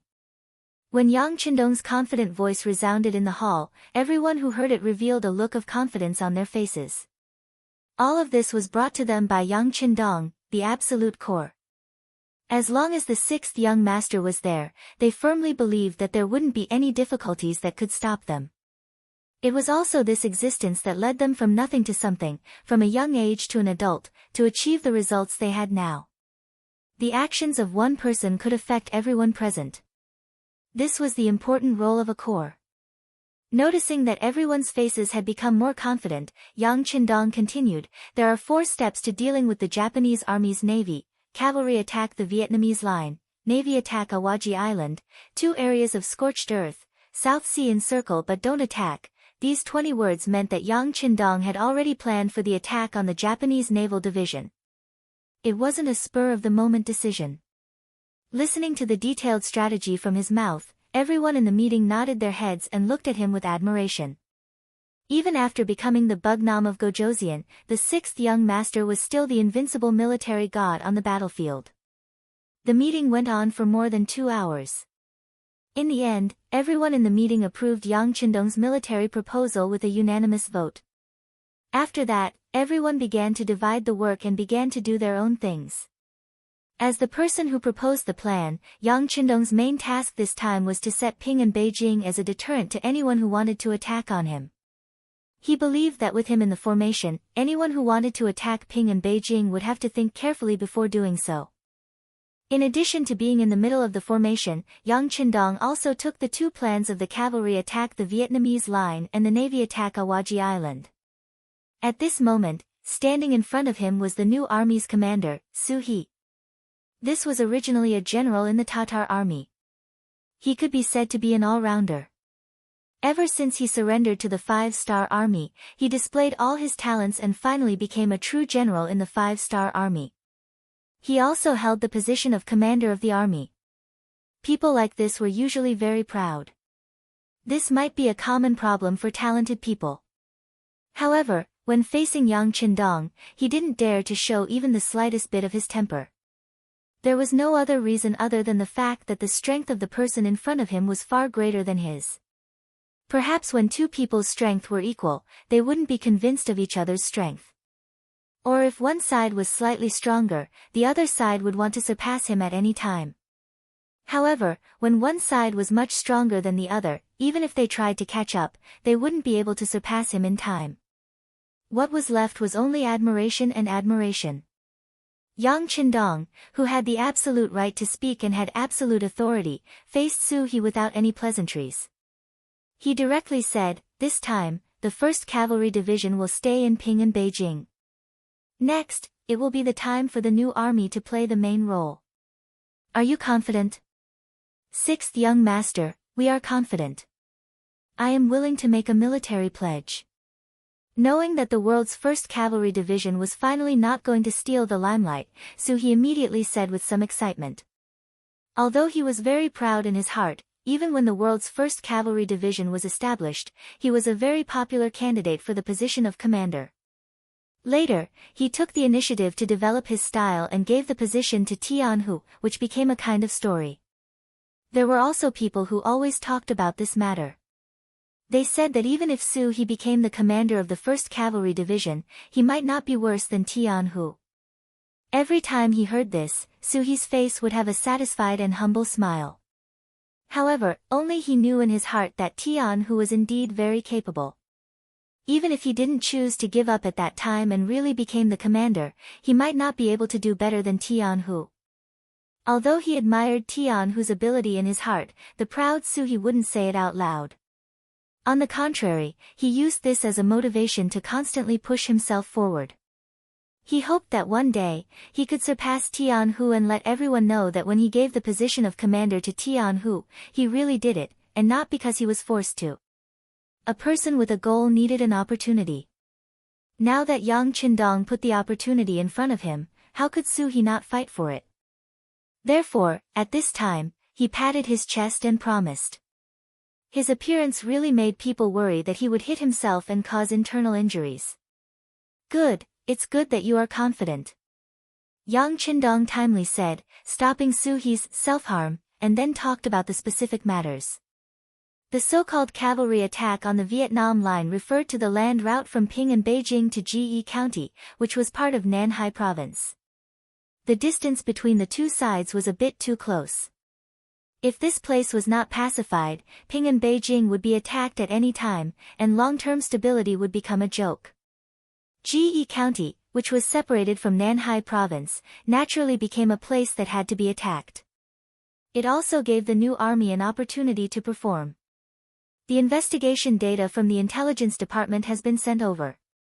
Ge County is not small, and it is only close to the bustling Ping and Beijing. It has a dense population of 800,000 civilians and 80,000 soldiers. This time, your new army will only have 40,000 soldiers from the 1st and 2nd divisions, in addition to your new army's 3 cavalry divisions. With 60,000 soldiers against 80,000, and at the same time facing an extremely unfamiliar environment and terrain, you must mentally prepare yourself for a bitter battle. In addition, your new army will also need to send a cavalry division to help the 1st Reserve Division and the 3rd Division to attack Awaju Island. I hope that the cavalry division you send out will be an elite division, understand? As Yang Qindong said this, he didn't forget to carefully look at Su He's face. Things had to be prioritized, and people were easily swayed by emotions. Since he was going to send a cavalry division to help the 1st Reserve Division, there was a high possibility that Su He would selfishly send out the weakest division in order to complete his mission. If that happened, the mission of attacking Awaju Island would undoubtedly become more difficult. This was not something that Yang Qindong wanted to see. Where there were people, there would be internal strife. This was a principle that had never changed since ancient times. Yang Qindong did not attempt to change him. But since he had the final say here, then he definitely would not allow internal strife to affect the overall situation and affect the plan. If someone really did that, then they should just go to wherever it was cool and stay there. It was not easy to find a 3-legged toad, but there were plenty of 2-legged people. Hearing Yang Qindong's reminder, Su He immediately stood at attention and said solemnly, "6th young master, please do not worry. Su He will not let you down. The cavalry division sent to Awaju Island will definitely be the most elite." Very good. This is actually to help you complete your mission better. Because once we attack Awaju Island, the 1st Reserve Division will come back to reinforce you. At that time, it will greatly reduce the pressure on you. Do you understand? Yang Qindong nodded in satisfaction. He believed that since he had said this much, as long as Su He was not stupid, he should know how to cooperate. Su He left. The military plan was already in his heart. Next, he called a meeting with the 4 division commanders to discuss the matter of sending out troops. After he left, the 1st Reserve Division's division commander, Su Kuda, walked into the main tent with a face full of excitement and came in front of Yang Qindong. As the 1st Division commander of the 1st Reserve Division, Su Kuda knew that he was someone who was about to be put in an important position. He was the important reserve cadre that everyone was talking about. The premise was that as long as he performed well, his future would naturally not be worrying. Therefore, during his time as the division commander of the 1st Reserve Division, he scrupulously abided by his duties and only focused on his job. That was to gather the veterans who had been on the battlefield and had been tempered by the battlefield under his wing. He took care of them and trained them strictly.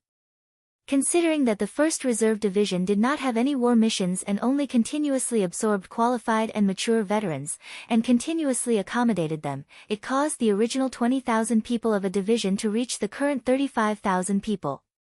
It was completely qualified to be called an army. Although he was called a division commander, he was indeed leading an army of soldiers. If it were any other general, they would have already become arrogant. At the very least, they would have taken the initiative to ask for money and use this to expand their influence. However, when it came to Su Kuda, he did not do that. Not only that, but he also changed from a division commander to a logistics manager. Considering that the soldiers were from various ethnic groups and regions, he did his best to care about their lives and not let them have the thought that they were excluded from the collective.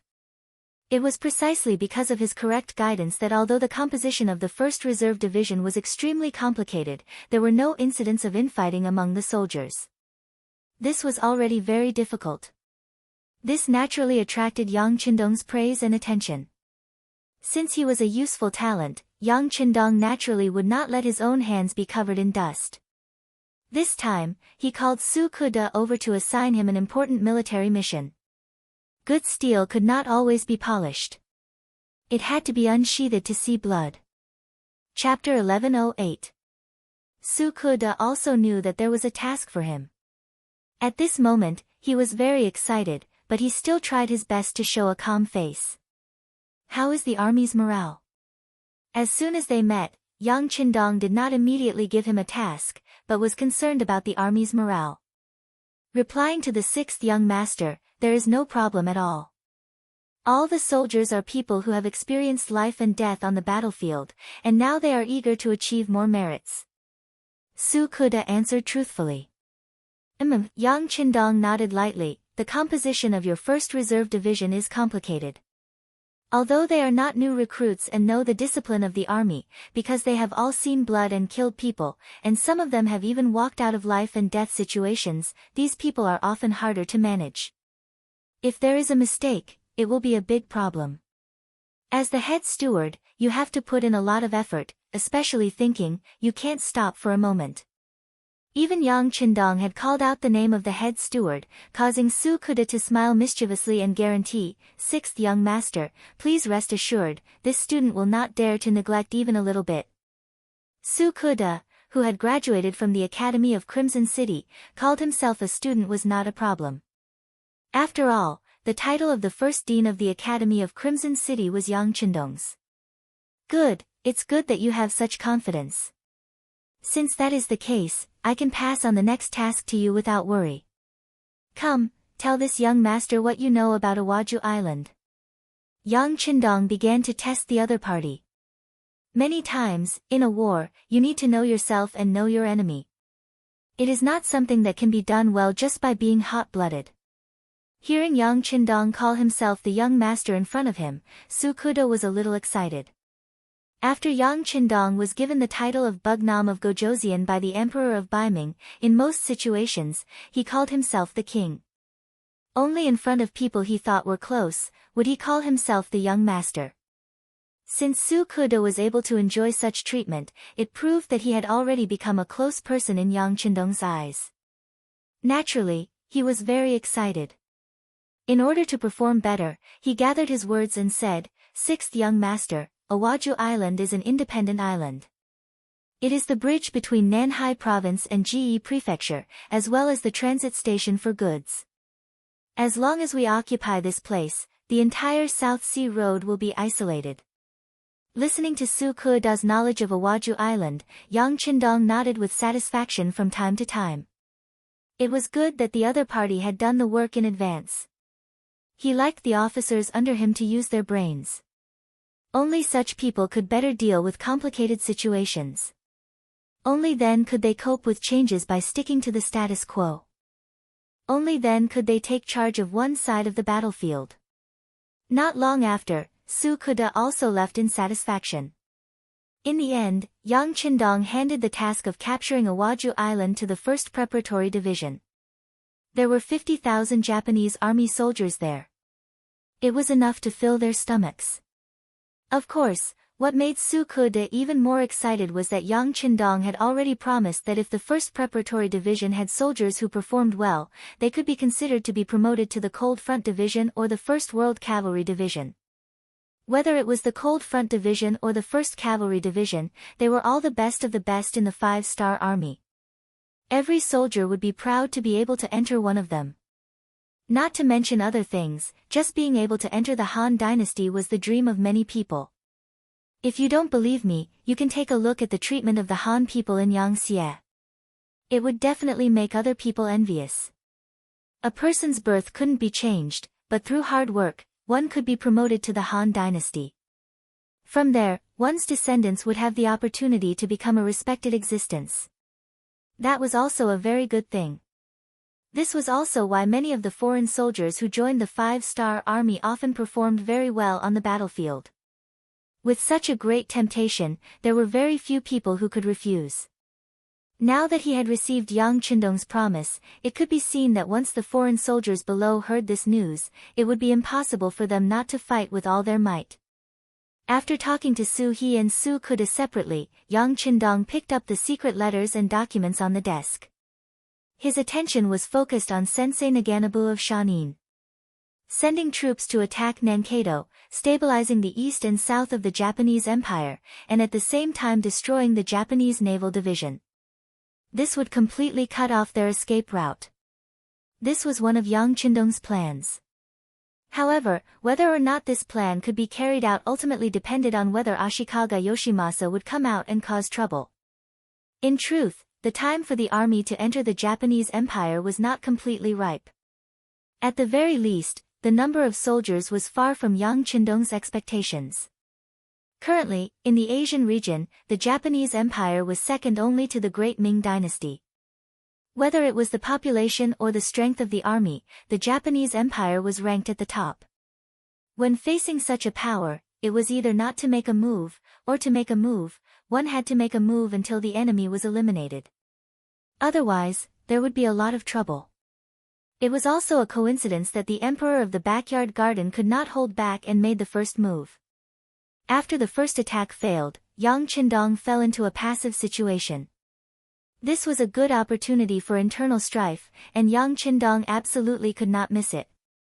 Otherwise, when Ashikaga Yoshimasa unified the entire Japanese Empire, if he wanted to deal with him at that time, he would undoubtedly have to pay a much greater price. Thus, Yang Qindong came. He appeared on the land of the Japanese Empire with a not very sufficient army. This was why he was able to fight steadily and surely. It was not like when he dealt with the other small countries in Southeast Asia, where he did not make a move, but once he made a move, he would use thunderous means. Since he knew that he did not have enough troops, Yang Qindong had to think of other methods.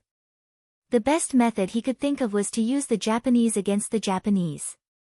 Nurturing a force to let the Neon people fight against the Neon people was like how the traitor Old Wang was supported by the Neon people of later generations. Thus, Masashi Naganabu became an important chess piece. A lot of secret letters were written about Sensei Naganabu. Most of them were good news. The last secret letter wrote that Sensei Naganabu had unified most of the warlords in the Shanin-do, and the military strength had increased from the original 10,000 to 50,000. Of course, Sensei Naganabu had the wisdom to do this, but more than that, it was because Yang Qindong could afford it. In the face of absolute benefits, not many Japanese army generals could resist the temptation. It was just that 50,000 people were not enough to face the 100,000 troops led by Maori regularization that were about to enter the Shanin-do. Looking at the secret letter, Yang Qindong hesitated for a moment, then wrote a note. Add another 1 million silver taels. In any case, Sensei Naganabu cannot be defeated in the short term. After writing this note, Yang Qindong called Beta Persei, who was guarding outside the door, and handed the note to him and asked him to do it immediately. This was related to his conquest of the entire Japanese Empire. He could not afford to lose. Beta Persei respectfully took the note and left. Before he left, he handed another urgent telegram to Yang Qindong. This was a telegram from Kusanagi City. Not to mention the content, just the names of Tiger's Mane, Yumian, and Yang Si were all included in the telegram, which was enough to prove the importance of this telegram.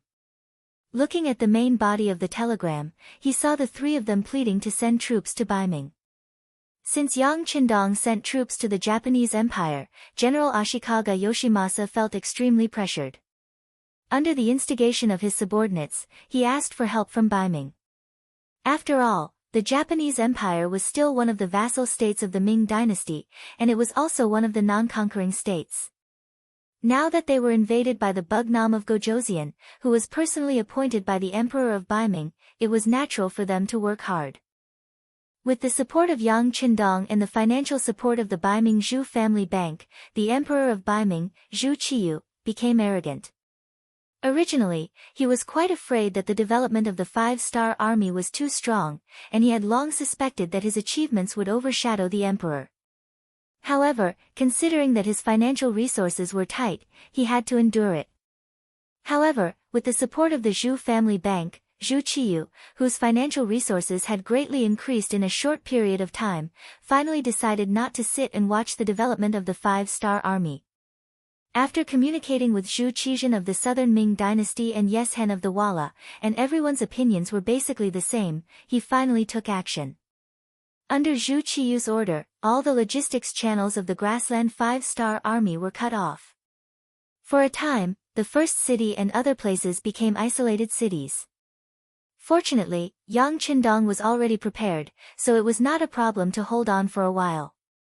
The first city had been built for several years, and it had always been self-sufficient, so it was not a big problem for it to be suddenly blocked. However, the situation became very difficult for the new Second Army in Jingzhou and Shaojing.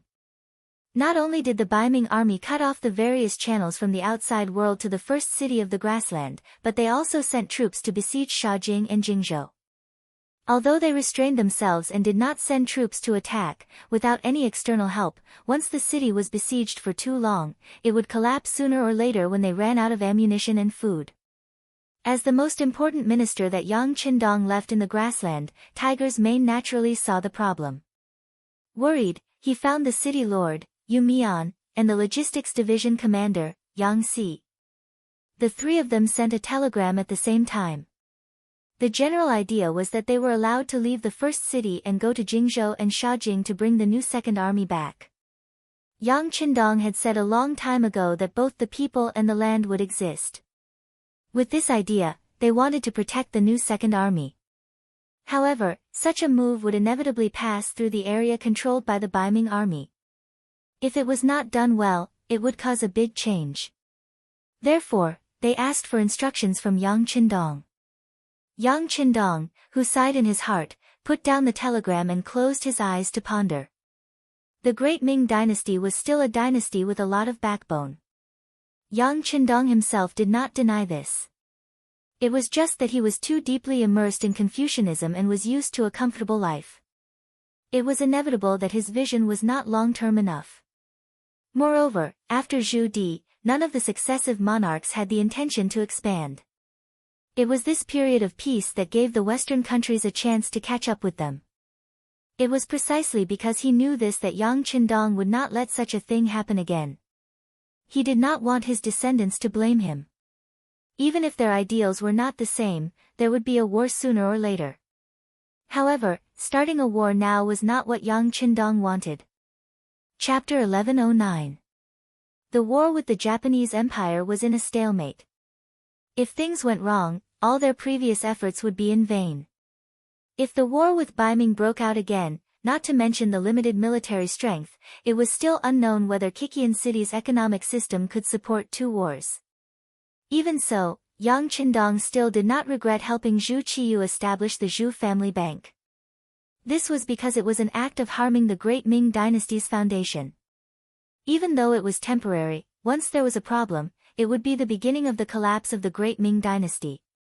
However, it would take time for that to happen, maybe a few years. Without external help, it might be possible to hold on for decades. Yang Qindong could not place all his hopes on the other side to collapse. However, if he did not wait, did he really have to send troops?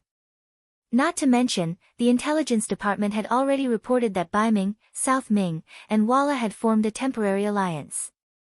In terms of military strength, he was at a disadvantage. Even if it was only against Baiming, the five-star army would not be able to win. Tiger's Man and the others' worries were reasonable. Fortunately, the new Second Army's commander did not call back to report. This was enough to show that the situation might be very serious, but at least he could hold on. This was the only thing that Yang Qindong was happy about. After all, it was not the right time to start a war with Baiming. He gently put the stun suit aside. Yang Qindong did not return the call or express his stance. It was a sign that Yang Qindong was observing. The most important thing now was to take down Nanhai. As long as the Japanese Empire's navy was completely destroyed, they would be able to control this area. At that time, no news about this place would be leaked. He wanted to see what Zhu Qiyu would do in the absence of any news. 5 days after the high-level military meeting, the military operations against Nanhai began one by one. The first to act was the ships of the 4th Division. They suddenly appeared in the waters of Awaju Island and then attacked with artillery, destroying all the ships on the island's dock. Then, the transport ships sailed to the dock and the 60,000 soldiers led by the 1st Reserve Division disembarked. At this point, the attack on Nanhai Road had officially begun. As the main base of the Japanese Naval Division, they rarely participated in their own country's civil war. Their main territory was on the sea, which gave them a great advantage. Especially in this island country, they could almost move to any area on the sea. Whether it was firing artillery from a distance or finding a suitable place to land, they were all good at it. The Japanese Naval Division also became the biggest trump card of Admiral Ashikaga Yoshimasa. Especially the Marine Commander Kuroda, who was personally promoted by him, is a subordinate that he can absolutely rest assured. This is also why he didn't panic when he saw the sudden appearance of the 5-star army. The Emperor of the Garden of Heaven had died. Although the process was somewhat unexpected, and even brought about a very bad influence on Ashikaga Yoshimasa, it had also caught him off guard. But when he thought about how he had gotten rid of a huge mountain that was pressing down on him, everything seemed to be worth it. As long as he could solve the current civil war, then after a short period of pain, he could reap the harvest. Especially when he saw that the biggest force opposing him, the Flatwell Field, was slowly retreating under the pressure of his army, and was about to be completely wiped out, Ashikaga Yoshimasa was in a good mood. He even began to imagine how he would take back all the territory that the 5-star army had swallowed after the civil war was resolved, and then make them leave the Japanese Empire with their tails between their legs. He never thought that the 5-star army, in a situation where they were clearly at a disadvantage, would actually dare to suddenly attack Nanhai Road and launch a sudden attack on the Flatwell Field Island. This completely unexpected move really caught Ashikaga Yoshimasa off guard. Baka! King Wunan of Daimyong, you can't keep your word. In the army camp, Ashikaga Yoshimasa was angry. When the commander was angry, the others naturally kept their mouths shut, afraid that the anger would affect them. Among them was the famous Fukada Tani, who had returned after being defeated in Qing and Beijing. At that time, the Grand General had left 30,000 soldiers for him to guard Qing and Beijing. He thought that this was the safest job, and immediately patted his chest and promised that as long as Qing and Beijing was there, he would be there, and as long as Qing and Beijing wasn't there, he would die. Thus, he was praised by Ashikaga Yoshimasa. Then, the 5-star army launched a sudden attack. First, it was the artillery bombardment that reduced the number of soldiers in the army to freezing point. Then, the 1st Cavalry Division's attack began. The terror of this army was still lingering in Fukada Tani's mind. When he thought about how the enemy had attacked the city in just an hour, forcing him to flee in panic, his legs couldn't help but tremble. Then, Fukada Tani met up with the main force and came to Ashikaga Yoshimasa's side. At this moment, no one mentioned the military promise from before. As long as the city was there, the people would be there, and the people would die if the city was lost. However, he knew in his heart that the Grand General definitely hadn't forgotten about this. As expected, Ashikaga Yoshimasa, who was angry, started to look at the generals below him. When his gaze moved to the front of Fukada Valley, it stopped moving and slowly came to a stop. Even though he didn't raise his head, he could still feel the burning gaze. Fukada Tani slowly raised his head and saw Ashikaga Yoshimasa's scrutinizing gaze. This scene scared him so much that he almost screamed. Fukada Tani raised his head, and then his face was filled with fear. Ashikaga Yoshimasa didn't care about this, because he had already spoken. Kun Fukada, I'll give you 50,000 soldiers. Can you take back Qing and Beijing? This sentence could be understood as giving you a chance to make up for your mistakes. Do you want to take it or not? The strength of the 5-star army had already been proven. Let alone 50,000 soldiers, even if they doubled it by 100,000, so what? He didn't see the Maori regularization who led 100,000 soldiers to attack and defeated and killed the hegemon of the Shanin Road, Uehara Toda, didn't seem to have any intention of moving towards Qing and Beijing. Instead, he went to the Shanin Road. Even this famous general knew to pick on the weak. Fukada Tani was far inferior to this person in all aspects. How could he take back Qing and Beijing? Qing and Beijing was lost in his hands. Now was equivalent to giving him a chance to make up for it. If he refused out of fear, with Ashikaga Yoshimasa's temper, he would probably never be able to make a name for himself. Whether he stretched his neck or retracted his neck, he would be stabbed. At least if he accepted this task, he would be able to live for a few more days. Perhaps he would be able to create a miracle. Helpless, Fukada Tani could only pretend to be full of fighting spirit and say, "General, don't worry. 50,000 soldiers is enough to take back Qing and Beijing." As soon as he said this, the other generals looked at Fukada Tani as if they were looking at an idiot. But then, they all closed their mouths. Since this was an impossible task, it was better to act tough than to pretend to be a coward. In fact, not only the others, but even Ashikaga Yoshimasa himself knew that with just Fukada Tani and 50,000 soldiers, it was impossible for him to pose a big threat to the 5-star army in Qing and Beijing. However, he still did so. Naturally, he had his own reasons for doing so. There was no need for him to tell anyone else. Fukada Tani happily accepted the task. Ashikaga Yoshimasa naturally did not want to make trouble for him. He only said that he had already chosen the 50,000 soldiers for him. The provisions for the army should also be prepared. They could prepare for today and set off tomorrow.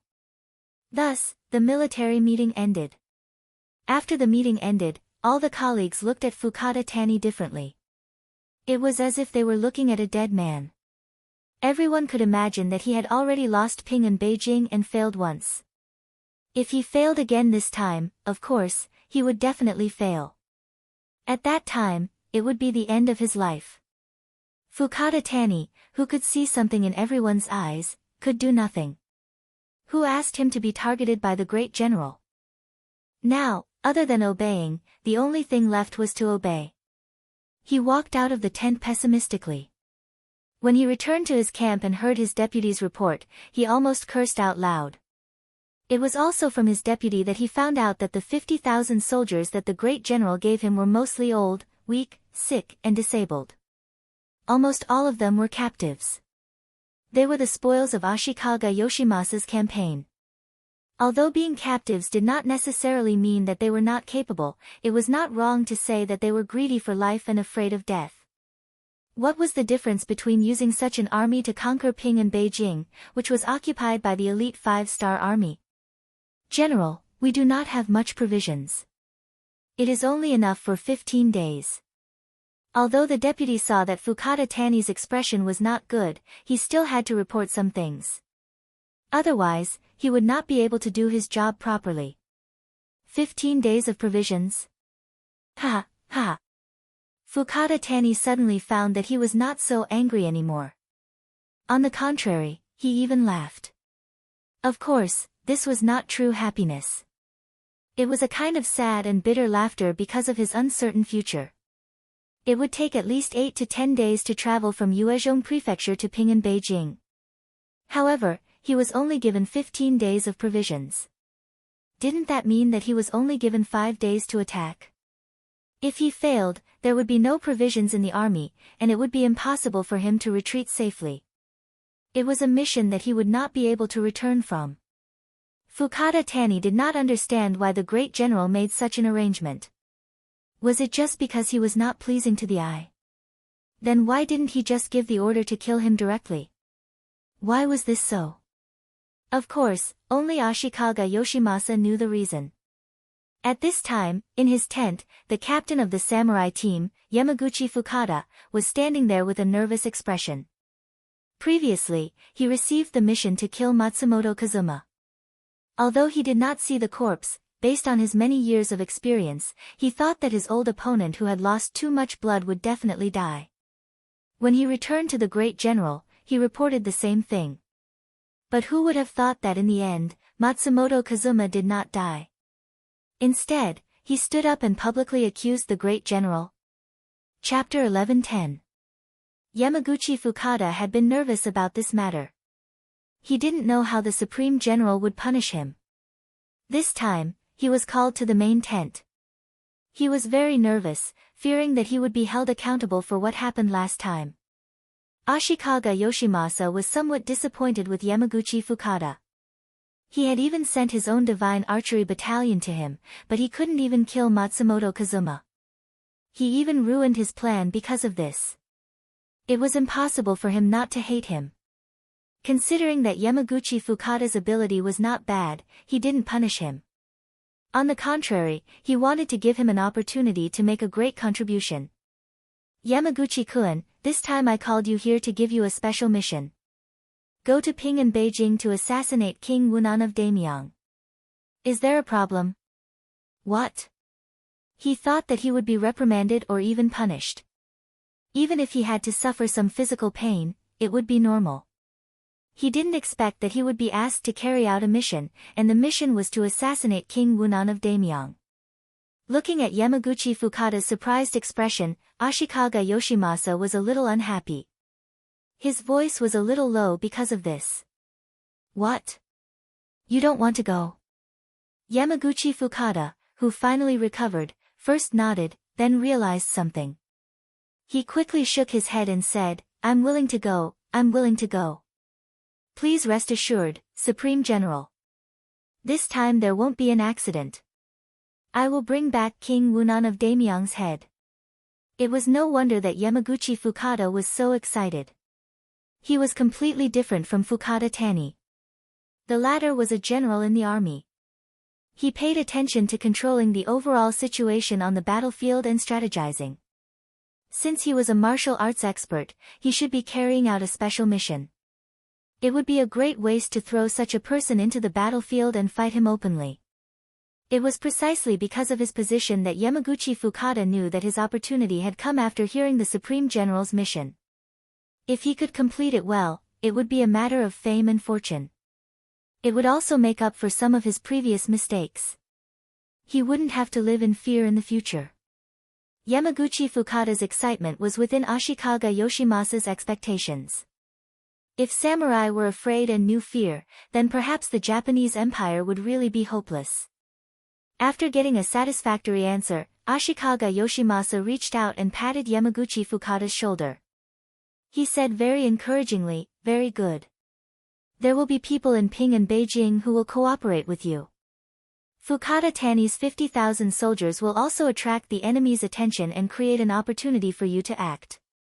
Hey, Supreme General, please rest assured. If I can't complete the mission this time, Yamaguchi won't come back. He made his own promise. Samurai were not like soldiers. They were true to their words.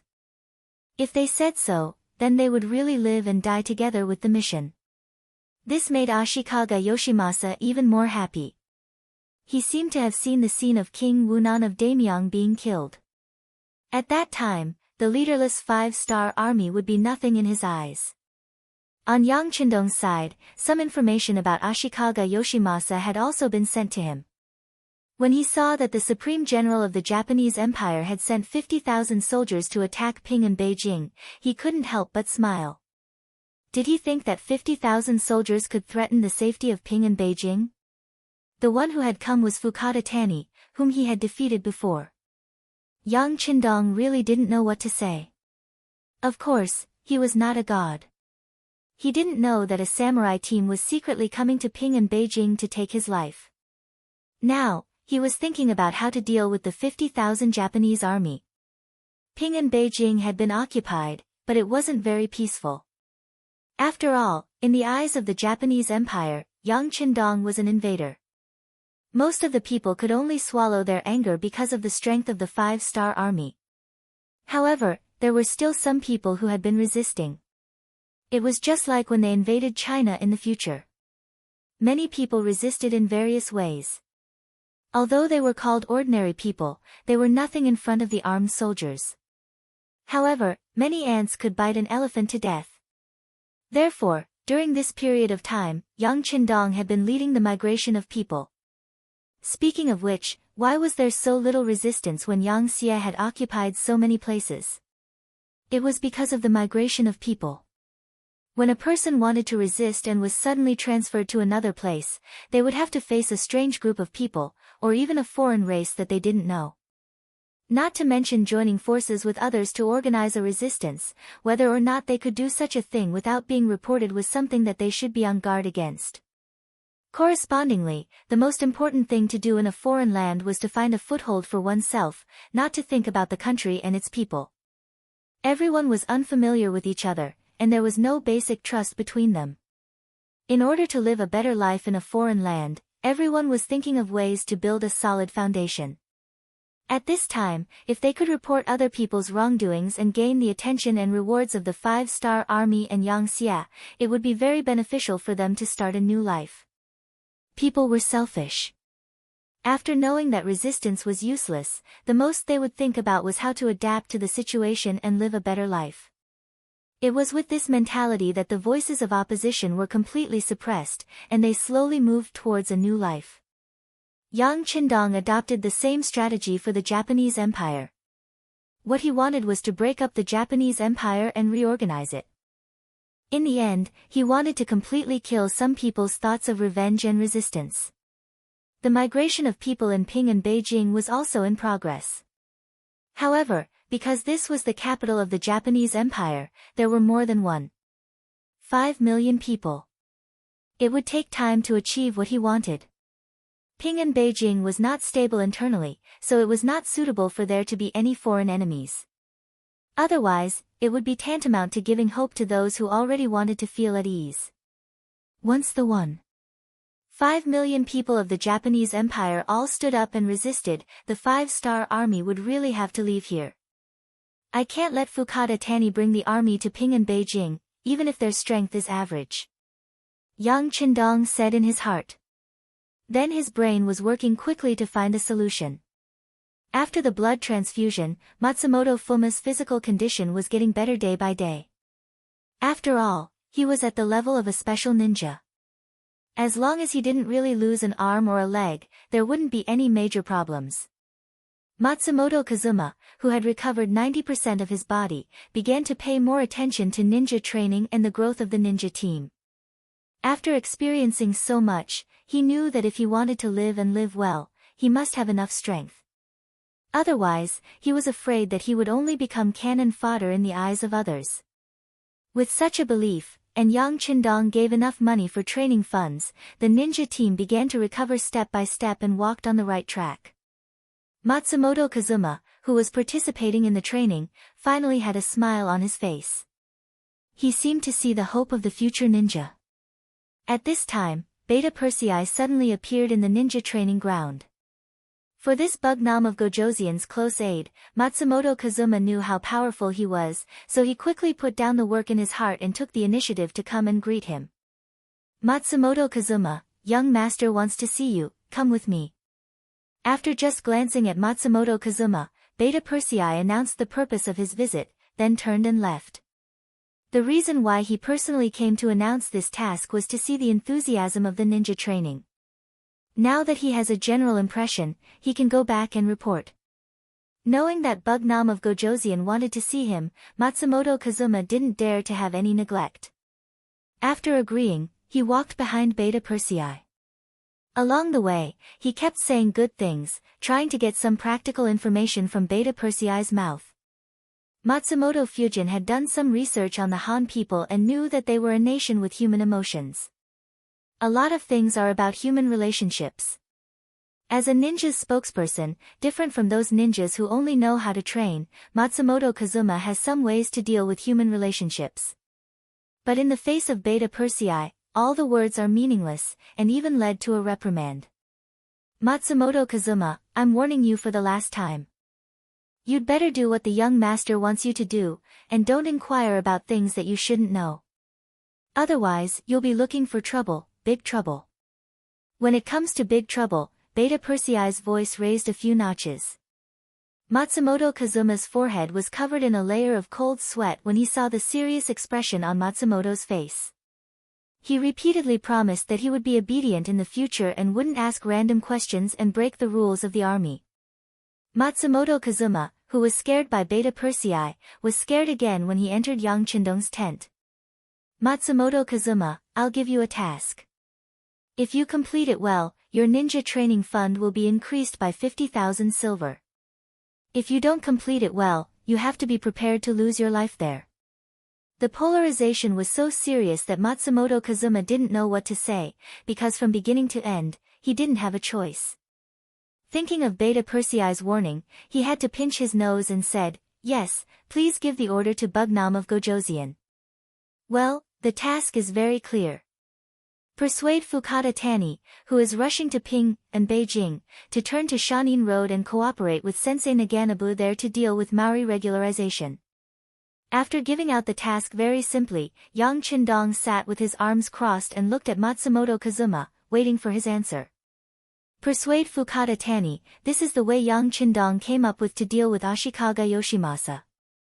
If the task is done, there will be no war in Qing and Beijing, which is of course very important for the smooth implementation of the migration plan. As for whether it can be done or not, he is not worried, it just depends on whether the price paid is enough. On the contrary, the person to be sent to persuade him gave him a headache. Later, he found out from the resources that Matsumoto Kazuma and Fukada Tani have a good personal relationship. After all, they used to work together in Qing and Beijing. So he decided to give the task to this person. It turned out to be a surrender mission. Shouldn't ninjas carry out assassinations? Matsumoto Kazuma could only think in his heart, but he didn't dare to say it out loud. In his eyes, Yang Qindong was too strong. Not only was he strong, but the three special ninjas also said that this person's strength was extremely high, and even the three special ninjas were not his opponent. Such a person said such words, he didn't dare to refuse, and he couldn't refuse. Yes. Whether unwilling or not, at least at this moment, Matsumoto Kazuma completely agreed. Chapter 1111. Northern Road, Ruasua County. This was the border between Shanin Road and the Japanese Empire's capital, Qing, and Beijing, was in the south. They took their time along the way. Originally, they could have finished the journey in 8 to 10 days. However, with Shintianya leading the way, they walked for 11 days. When night came, he was in the temporary military tent with a worried face. The provisions that they brought could only last for 4 days. Once this news was spread, the morale of the 50,000 soldiers would be immediately disrupted. At that time, no one dared to imagine what would happen. At this moment, Fukada Tani felt like an abandoned child. He had a home but could not return. He had become a rootless tree. It was already late at night. Outside the tent, only the sound of patrolling soldiers could be heard. Fukada Tani was still standing in front of the map with a worried face. This time, they had to deal with the 5-star army. The shadow of the previous failure had not completely dissipated. Thinking of the power of the cannons and the bravery of the cavalry, he did not even have a 10% chance of winning. Although Ashikaga Yoshimasa had told him that the 5-star army had already attacked Nanhai Road, there should not be many soldiers left in Qing and Beijing. However, Fukada Tani did not think this way. King Wunan of Damyang was in Qing and Beijing. How could he not leave some elite soldiers by his side? Not to mention other things, just leaving some firearms behind would be enough to stop them from advancing. It was true that there were 50,000 soldiers, but he knew better than anyone else what kind of quality they were. If they were fighting a smooth battle, they might have some skills. However, once they met a strong enemy, these people would probably run away. Such a strong opponent was actually sent to fight, and only 50,000 weak soldiers. This made Fukada Tani want to curse. He suspected that this was Ashikaga Yoshimasa's plan to kill with a borrowed knife. Everything was because he lost Qing and Beijing, as well as a large amount of gold, silver, and provisions. But who could be blamed for all this? He believed that even if the great general had been in Qing and Beijing, he would have chosen to avoid him. Thinking of this, Fukada Tani couldn't help but sigh helplessly. What made Kun Fukada so worried in the middle of the night? The voice that suddenly sounded from within the large tent seemed so out of place in the silent night, yet it was also so clear that it could be heard. In an instant, Fukada Tani felt goosebumps all over his body. Out of instinct, he couldn't help but yell, "Who is it? Is it a human or a ghost?" Seeing Fukada Tani's big reaction, a person walked out from a corner of the tent and said with a smile, "Kun Fukada, don't be nervous. An old friend has come to see you." Borrowing the dim candlelight in the tent, Fukada Tani was finally able to clearly see the person who had arrived. He then said, "So it's Kun Matsumoto. Eh? Aren't you?" Seeing that Fukada Tani had finally reacted, Matsumoto Kazuma laughed and came to less than 2 meters in front of him. He said, "Yes, I've already defected to the 5-star army, but we're still friends, aren't we? We had the same experience. We were both abandoned by Ashikaga Yoshimasa, weren't we?" Matsumoto Kazuma's entry point was very good. He found the same experience that both of them had. Back then, he was also one of the people that the great general valued the most. However, when he didn't complete his mission well, he was met with a bloody massacre. If it wasn't for the 5-star army saving him, he would have already been a dead man. Fukada Tani was the same. As a former famous person, he wasn't a nobody. Because he held a portion of the military power, he was also one of the people that the great general roped in.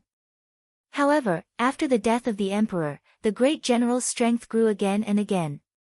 His strength was no longer in the great general's eyes. Especially after losing Qing and Beijing, he didn't have a good day. He was always in fear and didn't know when the great general would come to find trouble with him. Now, it was even better. He brought 50,000 weak soldiers to battle. What he had to face was the 5-star army, which was known as the strongest in the world. This was clearly an act of seeking death. It wasn't an exaggeration to say that he was an abandoned child. On the contrary, it was very appropriate. In a way, the two of them were both abandoned children. In the past, they were very familiar with each other. Now that they had the same experience and met again, they had a lot of feelings and even a sense of identity. This was one of the reasons why Yang Qindong sent Matsumoto Kazuma to carry out the mission. Two people who had the same experience would always have more things to talk about.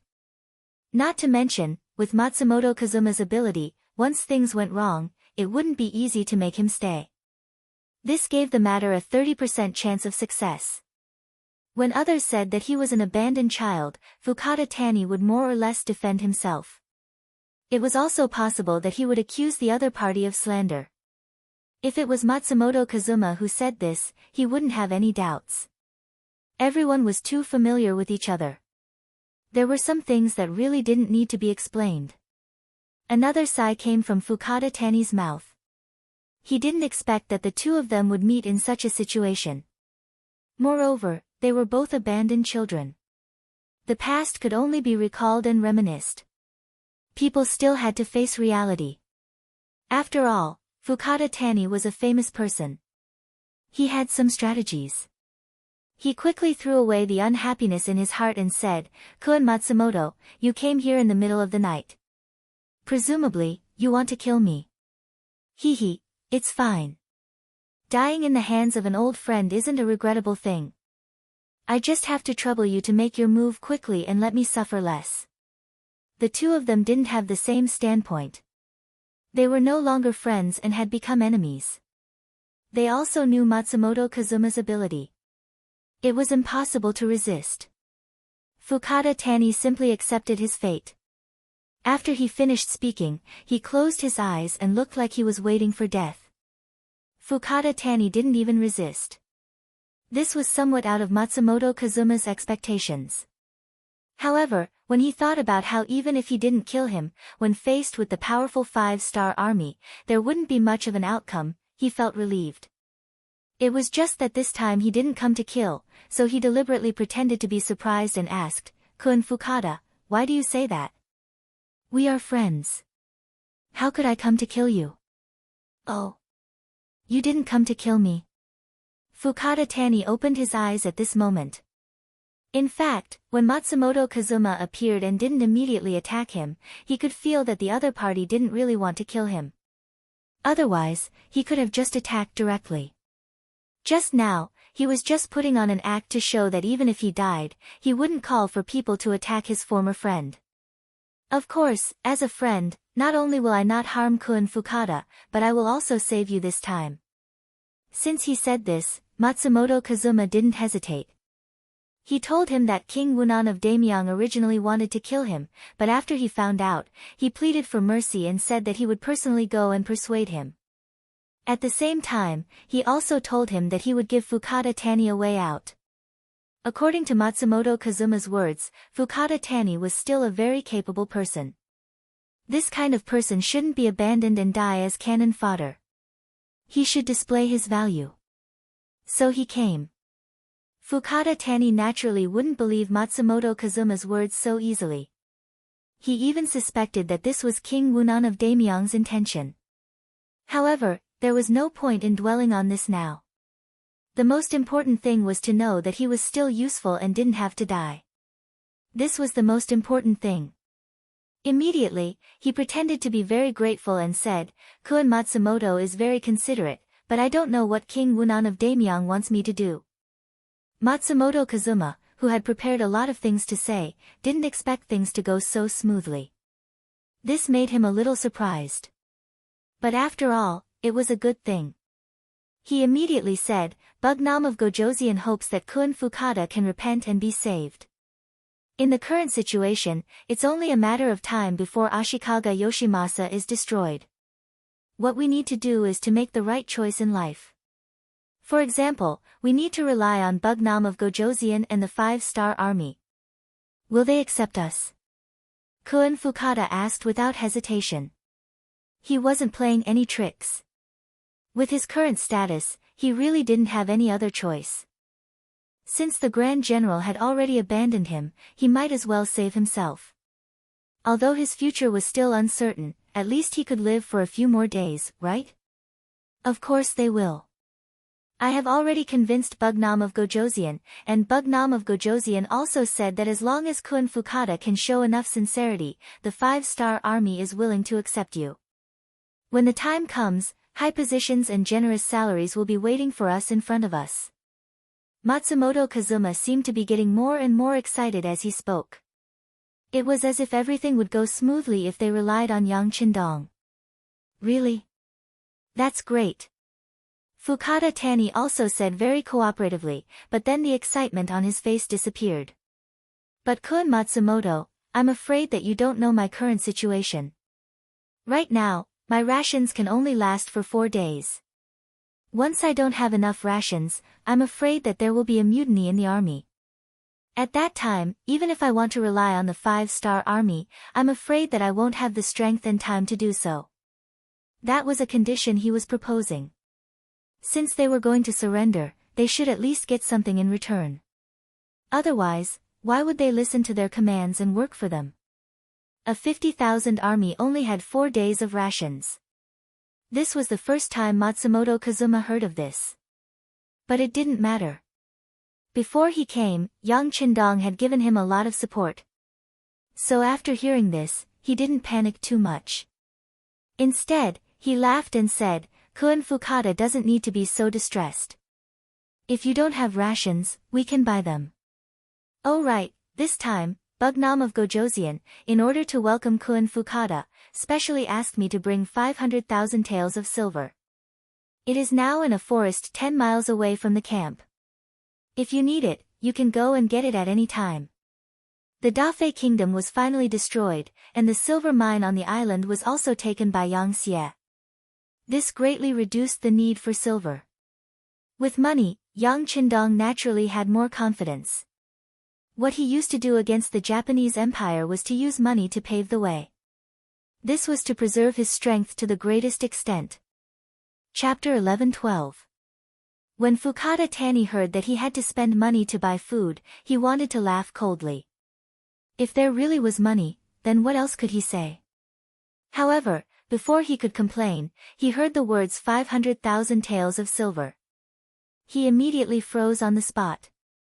Then, he widened his eyes and asked in disbelief, 500,000 taels of silver? Is this true? It was no wonder that Fukada Tani was so excited. At this time, the money used in the Japanese Empire was mostly Yongle Tongbao. The Yongle Tongbao coins with the words ji and mu on them were all made by the Japanese Empire. After Ashikaga Yoshimasa took control of the currency, he began to reform it. The copper used in the currency was almost completely gone, replaced by other things. The Yongle Tongbao coins were originally one of the most exquisite currencies in China's history. However, the Yongle Tongbao coins that appeared in the Japanese Empire were extremely crude and had no value. They no longer had any purchasing power, and even the commoners didn't recognize them. Since the commoners didn't recognize them, there was almost no use for them. The most hateful thing was that the money that Ashikaga Yoshimasa gave to the generals was still the same. This was equivalent to letting the horse run and not letting the horse eat grass. However, it was precisely because he had no money and no food that he was able to control the various armies and make them work for him. Currently, Fukada Tani had a large amount of crude and worthless Yongle Tongbao coins in his hands. If the commoners didn't recognize them, how could they buy food? This was one of the reasons why he was worried. However, now that he heard that there was 500,000 taels of silver, it was no wonder that his eyes lit up. All of Fukada Tani's actions were seen by Matsumoto Kazuma. He immediately said, "Of course it's true. Why would I lie about such an important matter? If you don't believe me, we can go to the forest 10 li away and get the money." Okay. Fukada Tani didn't try to hide anything. In his opinion, nothing was more important than money. Silver was only silver when it was held in one's hands. Immediately, Fukada Tani sent someone to summon his own guards. A group of over 100 people left the camp in the middle of the night and headed straight for the forest 10 li away. Fukada Tani trusted Matsumoto Kazuma so much because he knew that if Matsumoto Kazuma wanted to kill him, there was no need to beat around the bush. If Matsumoto Kazuma wanted to kill him, he could have killed him just now. The truth did not disappoint him. Sure enough, he found 10 large chests, each of which contained 50,000 taels of silver. After checking, Fukada Tani was naturally satisfied.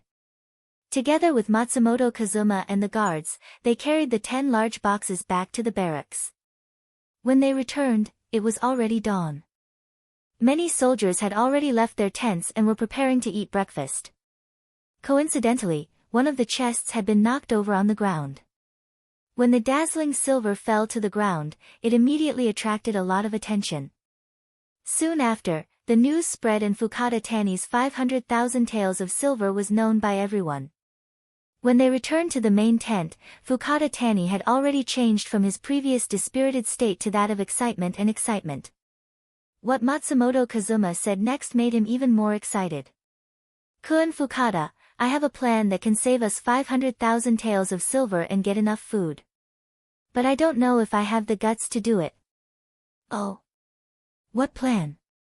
With 500,000 taels of silver in front of him, Fukada Tani no longer had any doubts about Matsumoto Kazuma. He immediately asked eagerly. Knowing that the time was right, Matsumoto Kazuma did not intend to keep him in suspense. He immediately spoke of his idea. It was very simple. It was to snatch food. Snatching food was a common thing for rebel armies. But to Fukada Tani, who had 50,000 soldiers, it would be very difficult to gather enough food by snatching food from the commoners. This was because the commoners would not foolishly leave their food at home. Instead, they would hide it. Moreover, without enough accurate information, not only would they not be able to snatch enough food, it was very likely that they would anger the commoners and lead to a chaotic battle, damaging their own strength. Thus, this was not something that an ordinary army would be willing to do. However, if they were to snatch food from other armies, the effect would be completely different.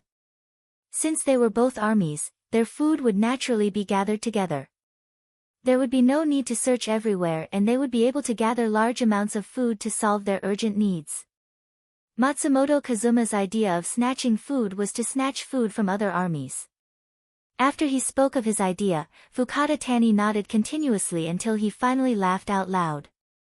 After an hour, the various junior generals who were waiting outside the main tent were finally allowed to enter. Previously, these junior generals looked down on Fukada Tani. Some of them had even thought about where they would run to once the war started. But now, with the temptation of 500,000 taels of silver, everyone's mentality had completely changed. Money could make the world go round, let alone ordinary people.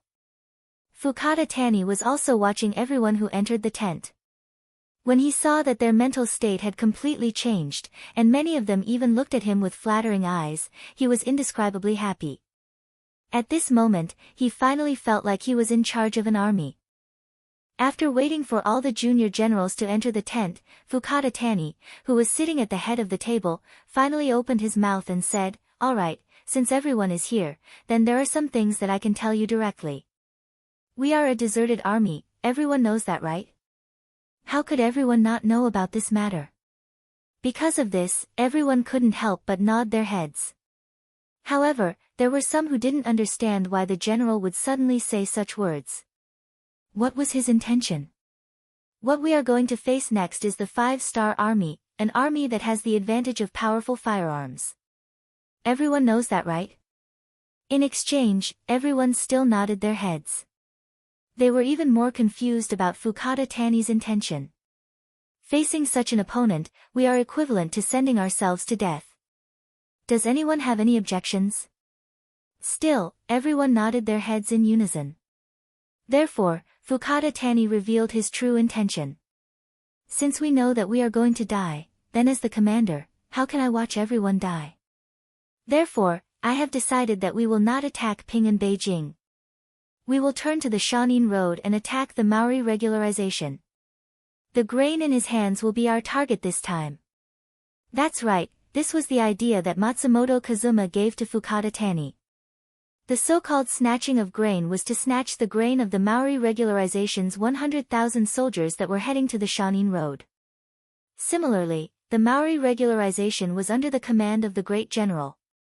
Not only were the soldiers composed of young adults, but their grain was also very abundant. If they could snatch their grain, then it would definitely solve the problem of their own grain being depleted. At the same time, it was tantamount to showing loyalty to Bugnam of Gojoseon and making a contribution. It could be said that the 500,000 taels of silver were not taken for nothing. It could also be said that they had found a way out for themselves in the future. Fukada Tani's decision was heard by everyone. Naturally, they were very surprised. They also knew that the grain in the army could only last for 4 days. If they did not snatch the grain, they would not be able to survive. While everyone was still digesting this decision, Fukada Tani said something shocking again. He would take out 100,000 taels of silver as a reward for the army that performed the best in this battle. As soon as this was said, it immediately attracted everyone's interest. 100,000 taels of silver, for the Japanese army leaders who were used to hardship, it was definitely a large amount. For this, they were willing to give it a try. With the silver as a reward, this military meeting was very successful. Even in the main tent, the young generals were fighting over who would be the vanguard. In the end, it was Fukada Tani who made the decision that there was no priority for this battle. Whoever could snatch the most grain and bring it back would be the biggest winner and would be able to receive the 100,000 taels of silver as a reward. This was good. When the meeting was over, many of the young generals either secretly joined forces to increase their own strength or wanted to act alone and take all the food for themselves. There were even more who began to lead the troops as soon as they returned to their tents. It was as if they were afraid that if they were a step late, they would not be able to get any benefits. People say that interest is the best teacher. When a person wholeheartedly wanted to do something, there was nothing that could not be done or not done well. When everyone's initiative was completely aroused, the power that could be displayed was also amazing.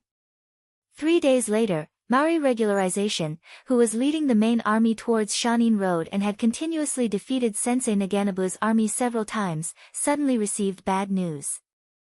The grain of the rear army had been stolen by Fukada Tani's 50,000 weak troops.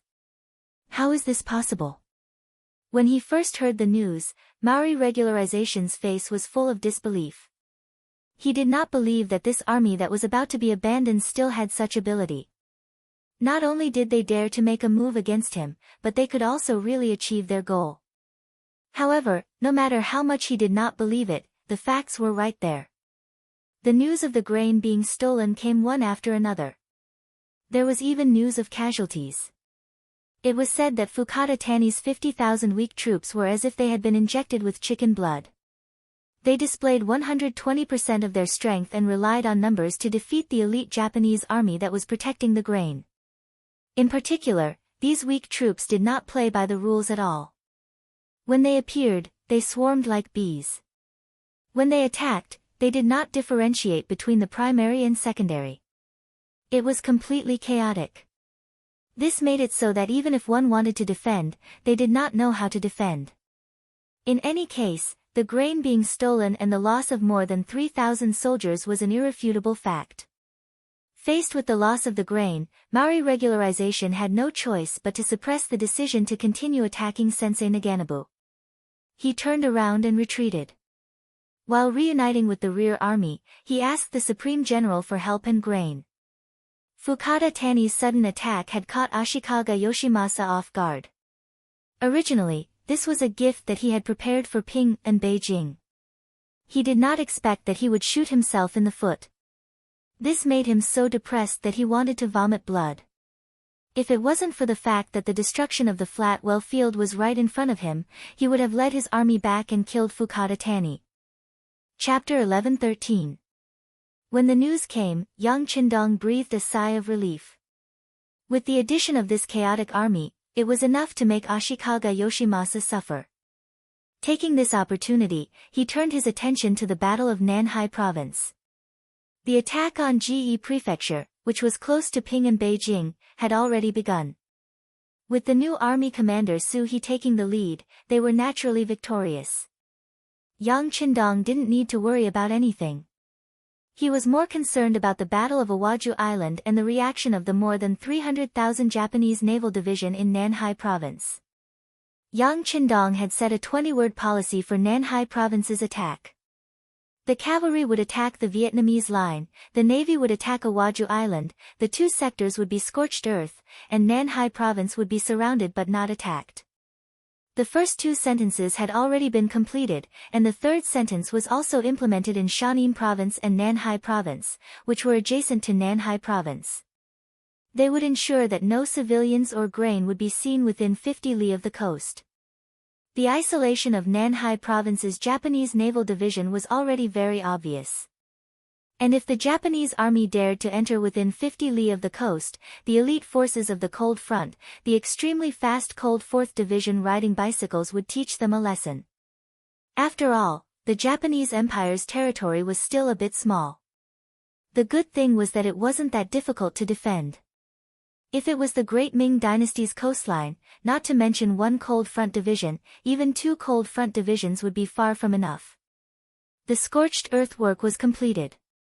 Next, it was time to see how long the Japanese army in Nanhai Province could last. Once the time was right, the C-4th Division and C-5th Division guarding this area would immediately launch an attack and take their lives. Of course, to achieve this result, it was far from something that could be done overnight. Right now, the main task was to attack Awaju Island. If they could successfully occupy this island, not only would they be able to completely isolate the Japanese naval division in Nanhai Province, but they would also be able to withdraw most of their forces to attack Ge Prefecture. Thus, they could achieve the goal of ensuring the safety of Qing and Beijing. On Awaju Island. Under the gaze of Yang Qindong, the commander of the 1st Division, Su Kuda, who was in charge of leading the troops, also tried his best to perform. 30 to 50,000 veterans were already a very powerful force to begin with. In addition, they had the support of the cavalry division of the new three armies, as well as the support of the three divisions. After they had landed on the Korean Navy's transport ships, they were able to display a very powerful force. The 50,000 Japanese soldiers were completely caught off guard and were forced to retreat again and again. Getting a good start didn't mean getting the final victory. On the battlefield, there were many examples of people who won first and then lost. Relying on their understanding of the terrain, as well as the rapid recruitment of new soldiers from the common people, the Japanese army on Awaji Island went from retreating step by step to standing on equal footing with the five-star army. This was within Yang Qindong's expectations. According to the intelligence analysis of the Security Bureau and the CIA, the Navy was one of the most capable forces in the Japanese Empire. Perhaps they were rarely involved in civil wars, allowing them to maintain a detached attitude. Because of this, they had more time to train. If it weren't for the fact that their weapons and equipment were far inferior, even the five-star army's navy wouldn't be able to gain any advantage over them. How could such an army be annihilated so easily? It was normal for them to be in a stalemate. Yang Qindong also knew that such a situation would not last long. After all, Awadai Island was now an isolated island. Without any reinforcements, it was only a matter of time before their morale crumbled. That would be the end of their army. Everything was within his expectations, and Yang Qindong's originally nervous heart relaxed a lot. This could be seen from the fact that he had been coming out of the palace recently. Instead of staying in the palace, Yang Qindong had to walk around. He wanted to see the situation in Neon from his own perspective, especially the life of the people at the bottom. He wanted to know what they needed and what they hoped for. After understanding all this, he knew what to do to completely solve the problem here. Yang Qindong didn't know that everything he did was being watched by someone. It was the intelligence personnel left behind by the general's forces in Qing and Beijing. They received the latest order to keep a close eye on King Wunan of Damyang's every move. If this person stayed in the palace, they had to know the situation of the palace's defense and the time of the guard's shift change. From this point of view, in order to kill Yang Qindong, Ashikaga Yoshimasa must have been prepared to storm the palace. What the intelligence personnel left behind didn't expect was that the King Wunan of Damyang actually took the initiative to come out. Although there were many guards accompanying him, more than 200 each time, it was not as safe as staying in the palace. A few days later, Yamaguchi Fukada, the general's favorite, the captain of the samurai team, appeared. This also indicated that it was time to start the assassination plan against Yang Qindong. There were also 600 elite samurai with Yamaguchi Fukada. This was also thanks to Yang Qindong's policy towards the Japanese Empire.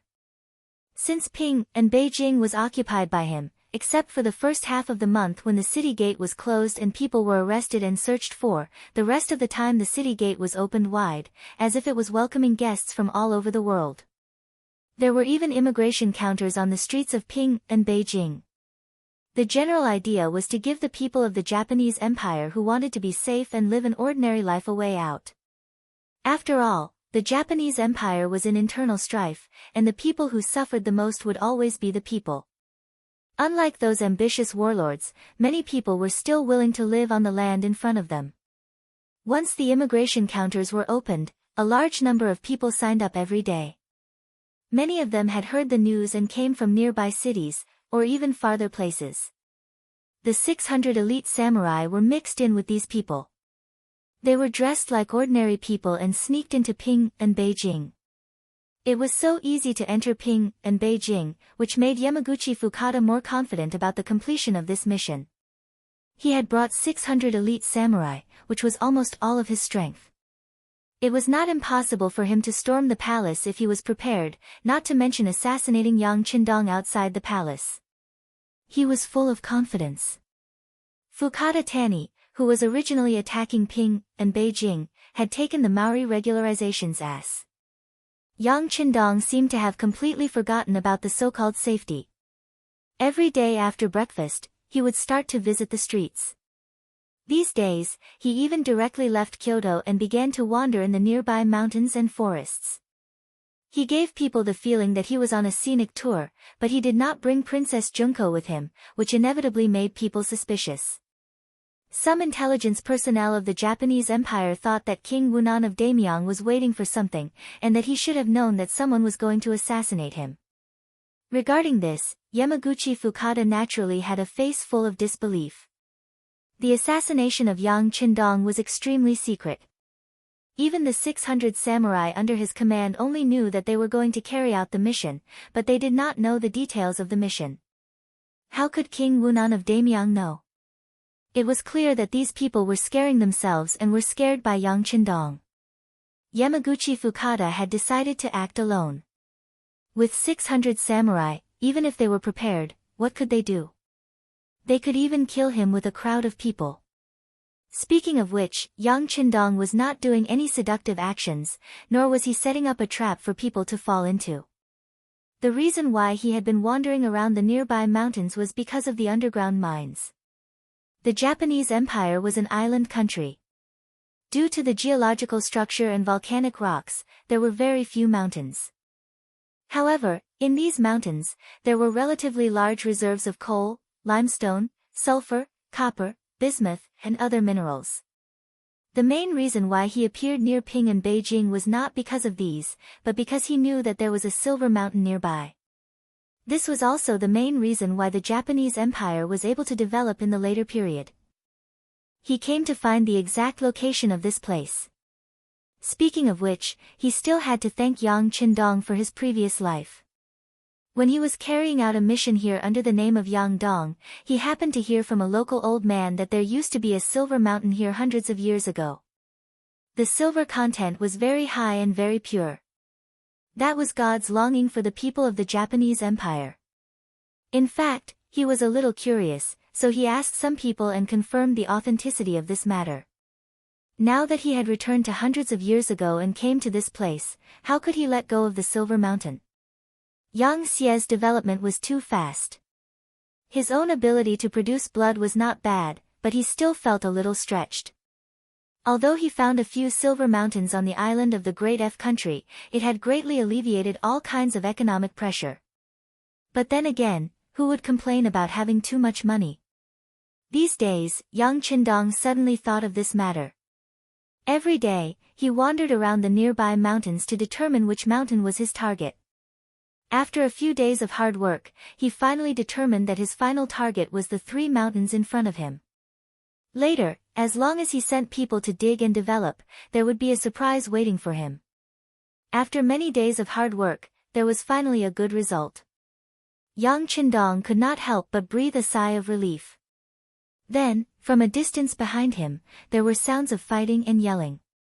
Then, Beta Persei talked to a Long Wei who ran from afar for a while, then returned to Yang Qindong's side and said, "Young master, someone wanted to assassinate you, but was discovered by Long Wei outside and suppressed with the 95 style. Want to kill me?" Yang Qindong was stunned when he heard this, then he smiled. He now appeared as an invader. Although it was for the sake of the 8th Madam Princess Junko, it also broke the original balance here. It was normal for someone to want to kill him. Since they could force Long Wei to use the 95 style, needless to say, the other party's background was not small.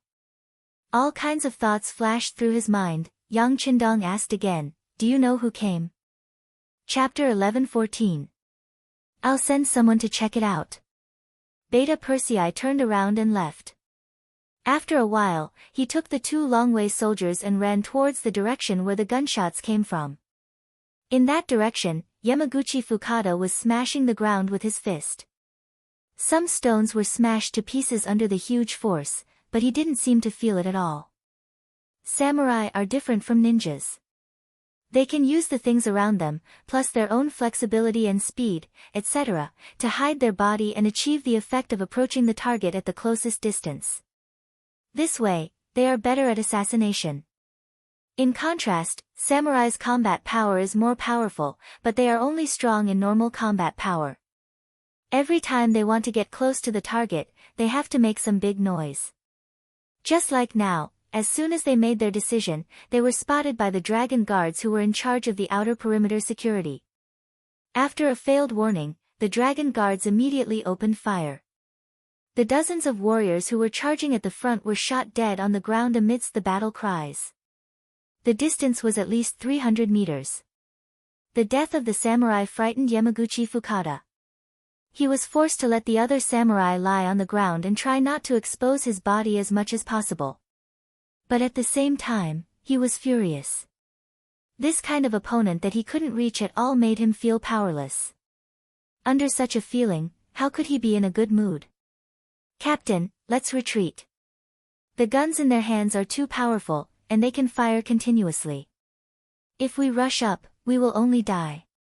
A samurai captain, who is also Yamaguchi Fukada's trusted aide, crawled to his side and said, "Should we retreat?" Yamaguchi Fukada was unwilling. This time, their appearance was so sudden, but they couldn't get close to the target. They didn't even see Yang Qindong's true appearance. If they give up such an opportunity, it can be imagined that it will be even more difficult to assassinate him in the future. But if they don't retreat now, what's the difference between lying here and waiting for death? Once more time passed and more 5-star soldiers appeared. Wouldn't it be impossible for him to retreat even if he wanted to? For the sake of his subordinate's safety, Yamaguchi Fukada finally made the decision to retreat and look for an opportunity. At this moment, he realized that the 5-star army had started to retreat. What's going on? Yamaguchi Fukada was puzzled at first, but then he thought of something and laughed. "I know, it must be because the other party's guns are out of gunpowder, or they are running out of gunpowder. Otherwise, why would they retreat when they have the upper hand?"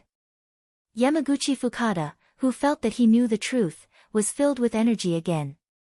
After a loud shout, he ordered his warriors to get up and charge forward. However, for the sake of safety, only a few dozen warriors stood up this time.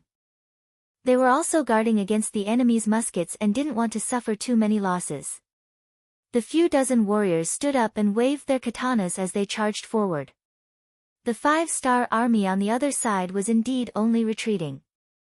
They only occasionally fired a shot or two, but they were far less concentrated and confident than before. Yamaguchi Fukada saw all of this and was very excited.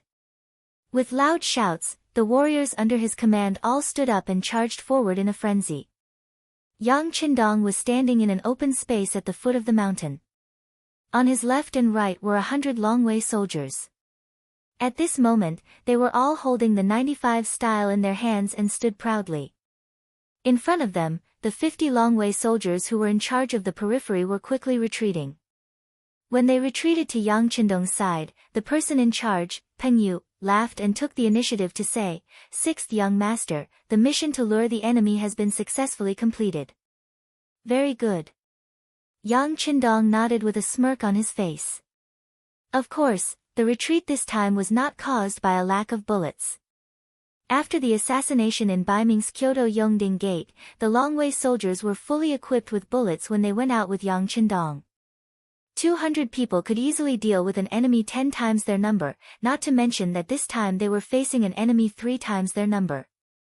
How could they not have enough bullets? However, he still made a move to retreat in order to eliminate all of them.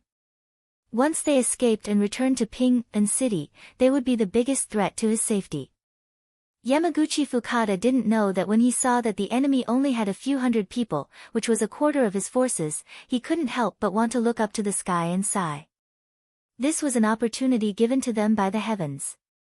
When the distance between the two sides was only 200 meters, Yamaguchi Fukada led the samurais closer step by step with a determined look on his face. Their speed was very fast. 180 meters, 150 meters. Soon, it was 120 meters. At this distance, those who had some strength could shoot with a strong bow. Finally, the Longwei soldiers raised their lowered muzzles one by one. With Beta Persei's order, bursts of fire spewed out from the muzzles and fell on the samurais opposite them one by one, forming little blood flowers.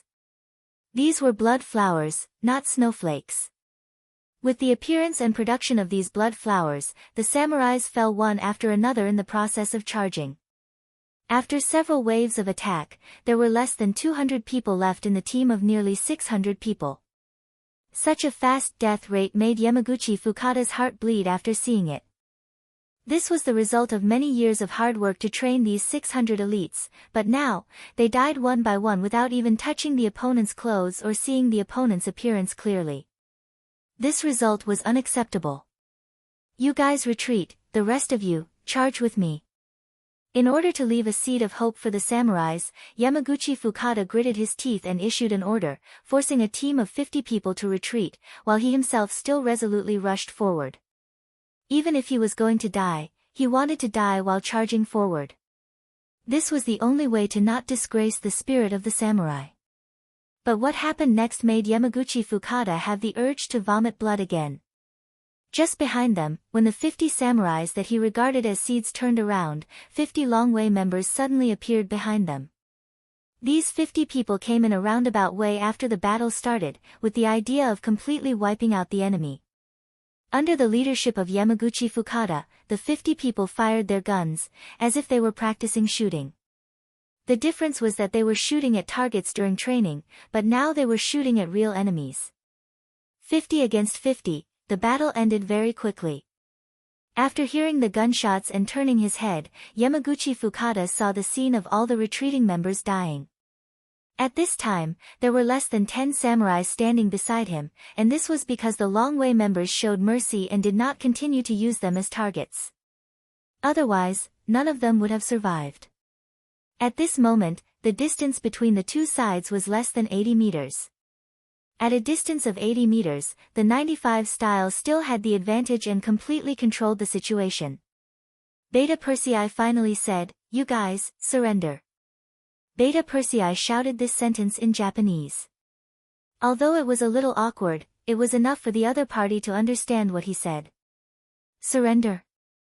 Yamaguchi Fukada's crazy face was constantly twisted. There was nothing more humiliating than surrendering to a samurai. Ninjas could surrender, but samurais could not. This had a lot to do with the requirements of their daily training and education. At this moment, Yamaguchi Fukada first shook his head, then shouted with all his strength, "I've heard that the 5-star Army's warriors are all good at fighting, but I don't know if you dare to fight with us in close combat and let us see your methods and abilities." This kind of scene often happened in later generations of TV dramas. Often, when the villain said this sentence, the omnipotent main character would appear. He would either hold a large sword or a red spear and go into battle alone.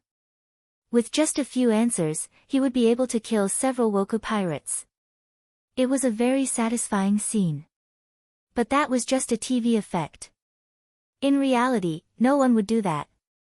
Was it fun to take the risk? Moreover, when the pirates were surrounded by Han people, how many of them would choose to fight you one-on-one? Wouldn't they swarm you or shoot you to end your opponent's life?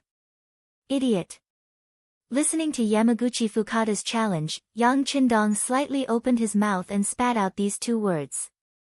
Beta Persei, who had been by his side for a long time, already knew what kind of personality the young master had. He also smiled. This idiot in his ears was like an order to open fire. He first raised his right arm high, then quickly lowered it, bringing with it a burst of gunfire. Poor Yamaguchi Fukada, in the end, didn't even touch the corner of a Longwei's clothes. He was shot several times and died. Even when he died, his eyes were still wide open, as if he died with a grievance. After the investigation, a total of 603 corpses were found, including 2 intelligence personnel from the Japanese Empire. Yang Qindong casually ordered people to dig a big hole and bury them. Ashikaga Yoshimasa was a very sharp knife in his eyes. In the eyes of many people in the Japanese Empire, they represented a very powerful existence. They were not in Yang Qindong's eyes at all. They were just countless assassins who wanted to kill him, but in the end, they were killed instead. Yang Qindong really didn't have the slightest interest in them. Because this incident happened outside the city, it didn't attract any attention. Only some high-level members of the 5-star army knew about it. Matsumoto Kazuma, who had just returned from the Shanin Road, was fortunate enough to know about this news. His face was full of shock and stupefaction. For a long time, ninjas and samurai were like 2 life-and-death enemies. They became the two sharp swords in the hands of Supreme General Ashikaga Yoshimasa. No one could stop them as long as they pointed at them. Chapter 11:15. But now, the ninjas surrendered to the 5-star army, and all the samurai were killed. This result shocked Matsumoto Kazuma, but it also strengthened his determination to be loyal to Yang Qindong. This master was too powerful, so powerful that even a little bit of resistance was a sin. In the face of such a person, it was best to be obedient. Perhaps the ninjas could be carried forward under his leadership. As for his old enemy, Yamaguchi Fukada, he died without a trace. He couldn't say whether he was happy or disappointed. Because anyone who became an enemy of Yang Qindong would end up like this. The only difference was that it was sooner or later. Matsumoto Kazuma didn't feel anything. Yang Qindong wasn't a person who didn't fight back. Although Yamaguchi Fukada's appearance didn't threaten his safety, it didn't even have the qualifications to be scared. But this person was sent by Ashikaga Yoshimasa to assassinate him. Just based on this, he must return the favor. Matsumoto Kazuma was once again ordered to come to the Imperial Palace, and received a mission here to assassinate Ashikaga Yoshimasa. According to Yang Qindong, Ashikaga Yoshimasa was the most powerful general in the Japanese Empire. He had once forced the emperor to a dead end. He must be heavily guarded, and it wouldn't be easy to kill him. But it didn't matter. Even if he couldn't kill him, he still needed to scare him. If he couldn't kill him, then he would kill some people who were close to him. As for who these people were, presumably Matsumoto Kazuma, who had been important by his side, would be very clear. 20 heads. If we can't kill Ashikaga Yoshimasa, then we'll take the heads of 20 of his trusted subordinates. I want to let people know that if they want to kill me, they will have to pay a heavy price. 110 is not enough, 120 is barely enough.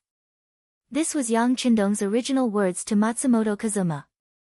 Matsumoto Kazuma, who had completely surrendered, not only didn't have the slightest difficulty, but also used this mission as an opportunity to show off his achievements and prove his strength.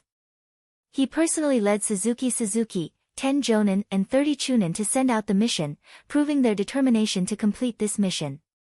Yang Qindong, who sent out this mission, turned his head as if nothing had happened. He sent a report to Yu Qian, asking him to arrange mining personnel to come to the Japanese Empire. Then he focused his attention on the campaign to conquer Nankado.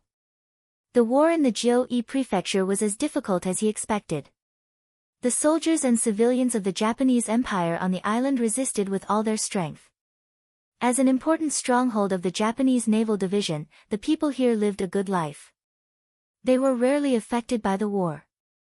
After encountering the invasion of the 5-star army, in order to protect their power, they naturally resisted with all their strength.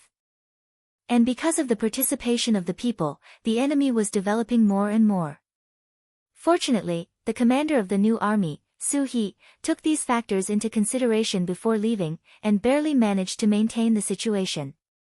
When the reinforcements appear, it's time to counterattack with all their strength. Compared to the stalemate in the Jiu-E prefecture, the attack in the Awaju Island became smoother and smoother.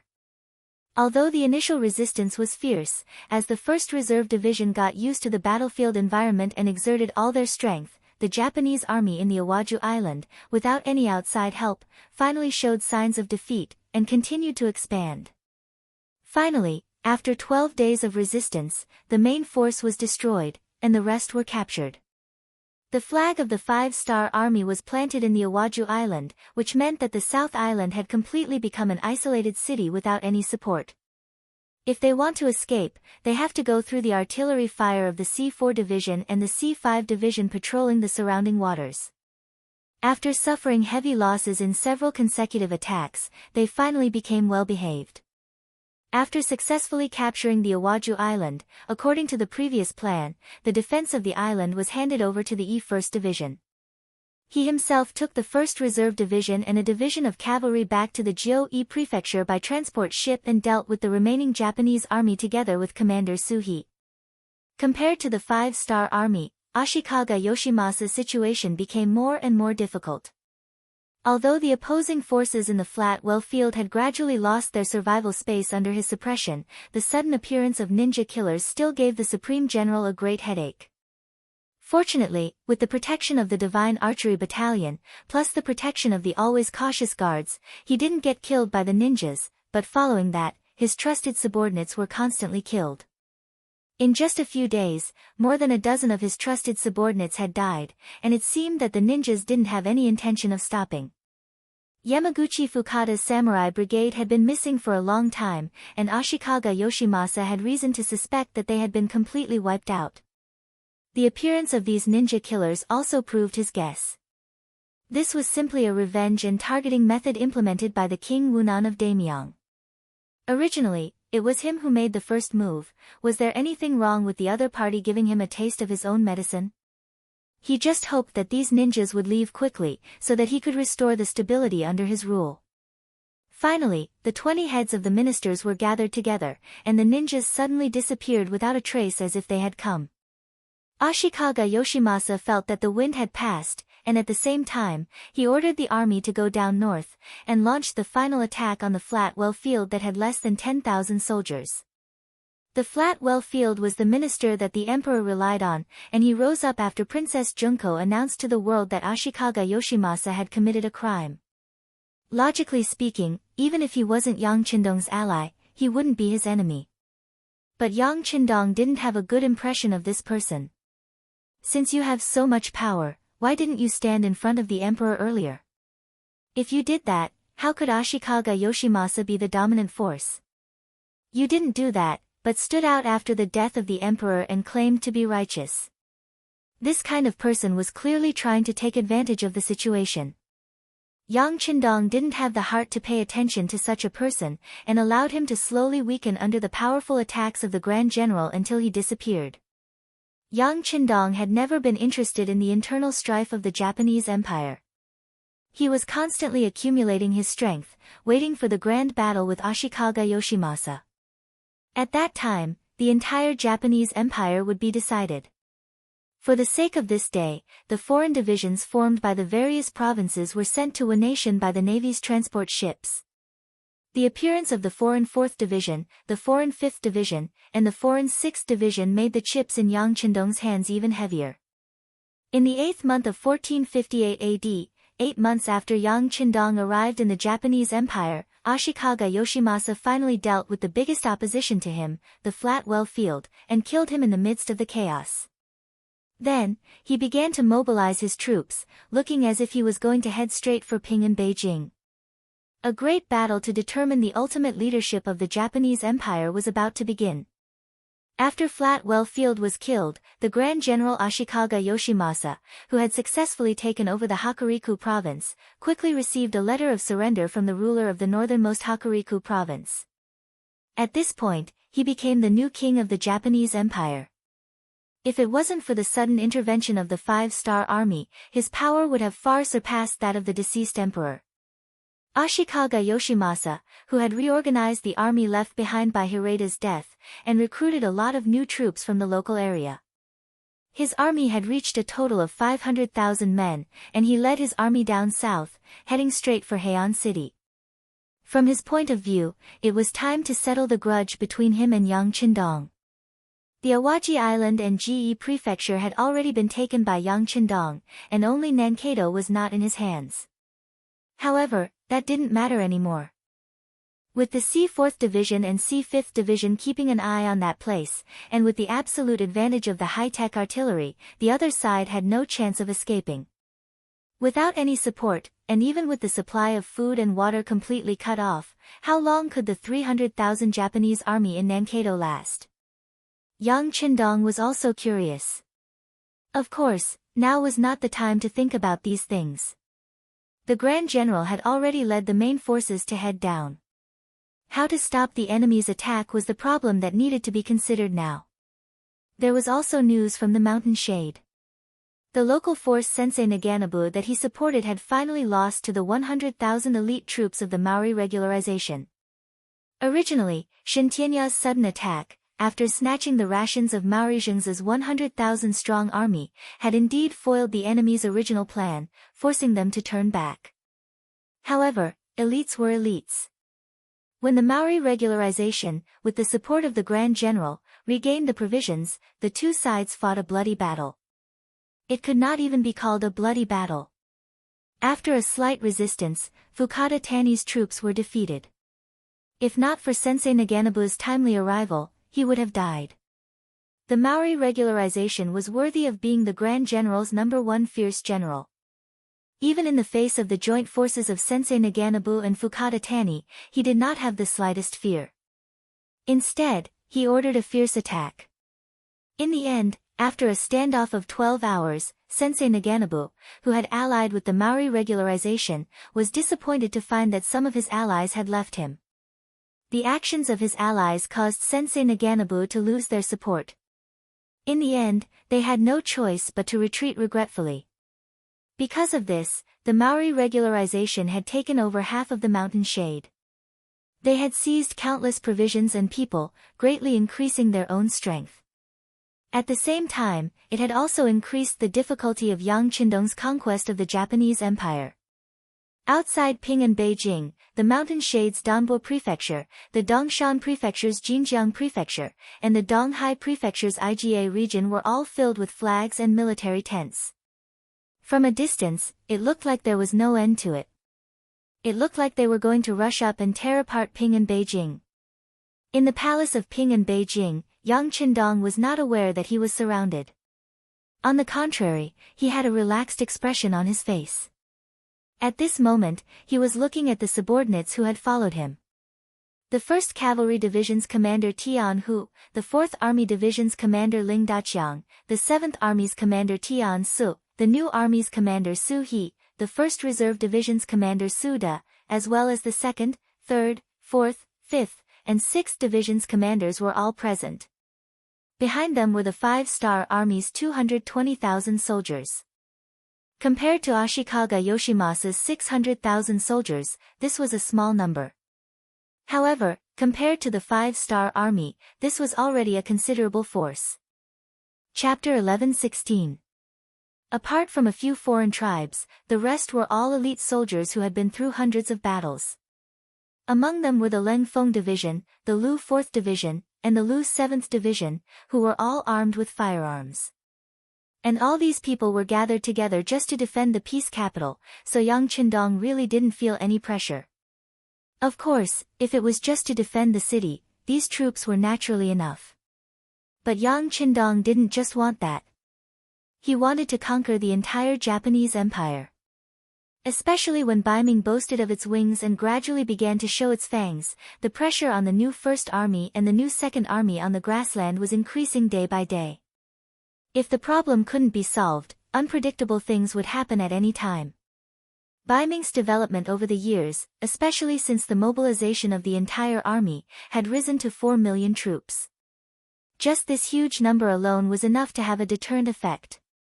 Against them, even Yang Qindong didn't have the confidence to win. Ants could bite an elephant to death. It wasn't just a saying.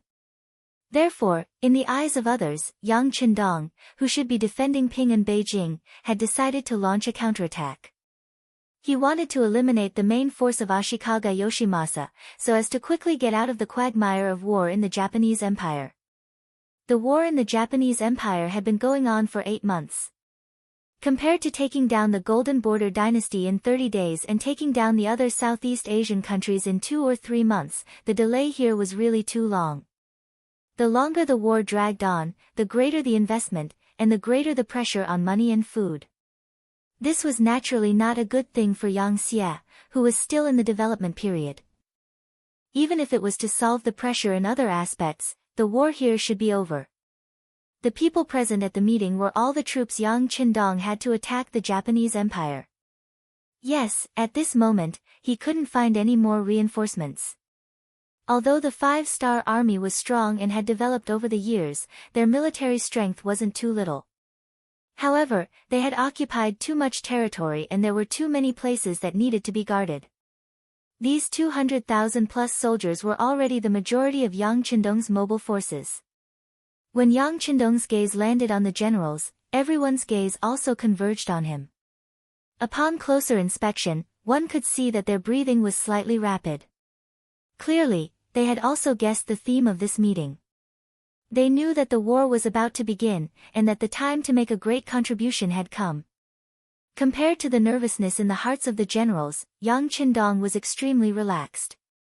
The reason why he made this decision was because of Dacang. Yang Xie's growth today was all thanks to Okura. From small daily necessities to big guns and cannons, Yang Xie earned a lot of money and expanded his power. Advanced technology and weapons that were hundreds of years old were the key for Yang Qindong to become stronger and achieve his great goals. This time, with 200,000 plus soldiers against 600,000, Yang Qindong also had to rely on Okura's strength. A completely feasible plan was already in his mind. Now, all he had to do was to realize it and set the foundation for conquering the entire Japanese empire. Are you all very excited? After a moment of silence, Yang Qindong's voice finally rang out. When it reached the ears of the generals, they couldn't help but laugh. Yes, this is indeed a good time for you to make a contribution. This battle will also be our victory, a moment that will forever be remembered in history. Is everyone ready? When Yang Qindong's voice resounded through the entire imperial palace, all the generals replied in unison, "Be ready at all times." Very good. Satisfied with everyone's answer, Yang Qindong once again said in a clear voice, "Generals, listen up." At the same time, in the Japanese army's camp, Ashikaga Yoshimasa was also holding a military meeting. Many of his subordinates stood on both sides, waiting for the general to make a strategic decision. Their military strength was almost 3 times that of the 5-star armies. They were also very familiar with the terrain and had the support of millions of Japanese Empire's citizens. Ashikaga Yoshimasa couldn't see any possibility of failure. At one point, he even thought that the 5-star army was able to conquer Qing and Beijing because they took advantage of a loophole. If it wasn't for the internal strife that was too serious, how could the 5-star army achieve such results? Yes, the 5-star army had powerful firearms, and their power was very great. However, when facing the charge of hundreds of thousands of soldiers, firearms could only play a supporting role. In the end, it still depended on the strength of the soldiers. Otherwise, there wouldn't be a history of small guns and rifles defeating cannons and machine guns. Besides, the Japanese Empire didn't have any firearms at all. They also had some ordinary red coat cannons, about 100 of them. These were the ones that Ashikaga Yoshimasa took the initiative to submit to Baiming's emperor, Zhu Qiyu, and were transported by sea. As for ordinary firearms, they also had about 5,000 of them. Although they were far inferior to Lin Feng's Type 95 and Type 81 rifles, they could still fire up to a few hundred meters away, which could boost the morale of the soldiers. The most important thing was that they had enough military strength and the support of the citizens. This was also where the general's confidence came from. Other than the Northern Land Road, which was affected by the war, the grain fields of Donghai Road, especially the Dongshan Road, which was the largest area, were almost unaffected. With enough food, even if they faced the 5-star army for a few years, they could still hold on. Compared to the 5-star army, who had to rely on sea transportation for all their food and drink, they already had a natural advantage. With such confidence, Ashikaga Yoshimasa, who was sitting at the head of the table, had a smile on his face throughout the meeting. In the end, after everyone's discussion, they came up with a final battle plan, which was to use a protracted war, using attrition as the main strategy. In the end, they would force the 5-star army to retreat from the Japanese Empire and achieve their goal of independence. Doesn't the 5-star army have cannons?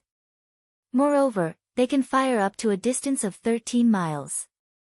Good, then our general's tent will be 13 miles away, maintaining a safe distance from you. As long as the general is fine, the front line won't collapse. They wanted to see how many cannons the 5-star army had, how many cannons they had, how many cannons they had, and how many cannons they had. Just from this point alone, Ashikaga Yoshimasa's mind was still very clear. At least, he didn't choose to attack Qing and Beijing.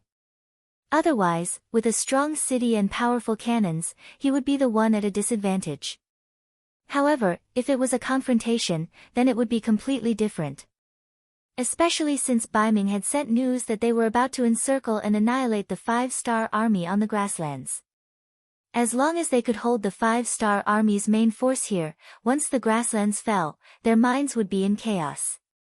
At that time, it would be time for them to retreat without fighting. With the help of their allies, they only needed to continue the confrontation. Holding the five-star army's main force would be a great achievement. What was there to be afraid of? After the meeting, the generals returned to their respective camps. A large net was spread out, and it was as if they were in a confrontation. At the same time, all the generals' tents were moved to a place 15 miles away from Qing and Beijing to ensure that nothing would go wrong. The movements of the Japanese army were collected by the intelligence department and sent to Yang Qindong. Looking at the result that was as he expected, Yang Qindong only sneered. In his heart, he thought, "Who told you that the five-star army's cannons can only fire up to a range of 13 miles? The so-called 100mm mortar was only used by the Cold Vanguard Army because it was convenient to carry around. In the warehouse, who knew how many powerful cannons were not taken out? For example, the Type 86 122mm howitzer. The Type 86 122mm howitzer was based on the Soviet Union's D-30 122mm howitzer. According to the needs of modern warfare, the Type 86 122mm howitzer was developed in 1985 to replace the old Type 54 and 54-1 or 122mm howitzer.